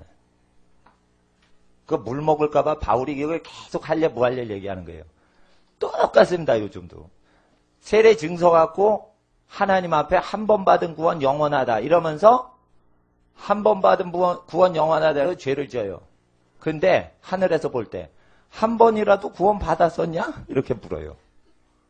사람들이 이래요. 한 번 받은 구원 영원하다. 그래서 죄를 지어도 한 번 받은 구원 영원하다. 맞아요. 한 번 받은 구원 영원할 수 있어요.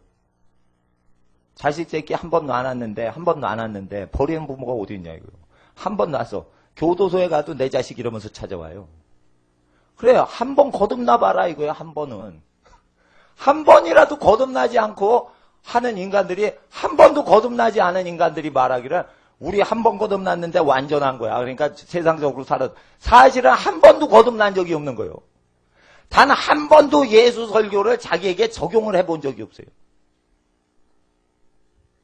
그게 거듭난 게 아니에요. 자, 거듭난 사람은 어떤 줄 알아요?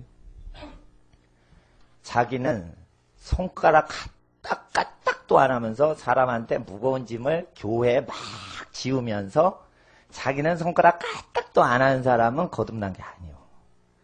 거듭나면 그게 미안한 느낌이 와요. 미안한 느낌. 성경은 무겁지 않아서 이거 짊어져라 이러면 미안하진 않은데 이런 큰 물건들이 이렇게 날릴 때는 시키면 미안한 게 와요. 그래서 자꾸만 시킬수록 미안해서 자기가 눌려요. 이게 거듭나지 가능한 거예요. 거듭나지 않았으니까 지 마음대로 사역을 교인끼리 부려먹는 거예요. 하여튼 장로, 권사, 집사를 세우면은 그 직분 못 받은 사람을 부려먹으려고 그래. 목사로 딱 세우면 목사가 사람을 부려먹으려고 그래. 이게 예수 말씀 믿는 거예요? 안 믿는 거예요? 안 믿죠? 그래서 그날에 많은 사람 중에 선지자 노릇하는 사람들이 지옥 간다 이거예요. 예수 말씀이 믿어지냐 이거예요. 성령 방언 받았어요? 그럼 불국사에서 한번 그 삼천 탑돌이 해봐. 그러면은 그 탑돌이 하는 사람 다 귀신 들린 사람인데 그 귀신이 와서 말이 막 나가요. 근데 왜 교회 예배당 와서는 진짜 방언 나왔어? 진짜 거듭난 사람 옆에서 같이 방언을 서로 해야 되기 때문에 탑돌이에서 마귀 방언할 사람도 진짜 거듭난 사람 옆에 붙어가지고 하면은 이게 나오는 거예요. 아시겠어요? 방언의 원리는 방언하는 사람 옆에서 같이 3시간만 기도해 보세요. 그럼 방언 받아요. 죄를 못 이기면서. 그게 옆에 불이 붙은 거예요. 자기 영이 거듭난 게 아니라 거듭난 사람의 영에 성령이 붙을 때 그 성령 기운이 몸에 달라붙어가지고 이게 꽈져서 나온 거예요. 그러니까 영의 세계를 제가 전부 파악을 하니까 영성운동, 성령사역, 신비주의 막 운동을 해서 좋은 일이 많이 이루어질 수 있는데 결국은 죄를 못 이기는 사람은 거듭난 거로 보시면 안 돼요. 하나님께 난 자마다 죄를 짓지 아니하나니. 요한 1서의 그 얘기는 거듭나는 걸 얘기하는 것이요. 거듭난 사람은 로마서 이 3장을 읽을 때 이해가 안 되면서 억지로 읽는 현상이 일어나요. 왜 그래요? 로마서를 잘못 가르칠 때 안 믿어지지만 억지로 잘못 배울 때 잘못 배워서는 안 되지만 잘못 배울 때도 이게 마음에 안 들어. 죄를 짓고 살아도 차별이 없다고? 좀 이상하다. 그래서 억지로 가르치는 사람 체면세계에서 믿어줘요, 억지로. 근데 이게 기쁨을 안 줘. 근데 죄를 좋아하는 사람은 잘못 배울 때 죄를 지어도 차별이 없느니라. 그럼 미쳤다고 거룩하게 살아. 죄 짓고 살지. 그러니까 내가 주기철 목사님처럼 그렇게 죄와 싸우면서 모터로 살아. 세상과 타협해서 적당히 살지. 천국 가면 주기철 목사님하고 우리가 차별이 없대. 미쳤어, 그렇게 살게? 이러고 그렇게 해석을 합니다. 그게 아니에요. 민족 차별이 없다는 거예요. 그래서 23절에 모든 사람이 죄를 범하였으니 이제 마무리를 해야 돼요. 모든 사람이 죄를 범하였으면 하나님의 영광에 이르지 못해서 지옥에 가는데 이제 예수를 믿었더니 그리스도 예수 안에 있는 구속으로 말미암아. 이건 왜 그러냐? 22절에 예수 믿는 전제를 깔고 24절에 그리스도 예수 안에 있는 십자가 구속으로 말미암아 값없이 의롭다함을 얻은 자 되었다는 거예요. 값없이의 밑줄 그으세요. 피 없이라고 하세요. 값없이의 피 없이. 죄의 삭은 피를 뿌려야 돼요. 그래서 우리가 피 뿌림 없이 의롭다함을 얻은 자 되었다는 거예요. 근데 이 값없이를 공짜로 죄 짓고도 의롭다함을 얻었다 가리켜요. 그러니까 값없이 밑에 피 없이라고 해야 돼요.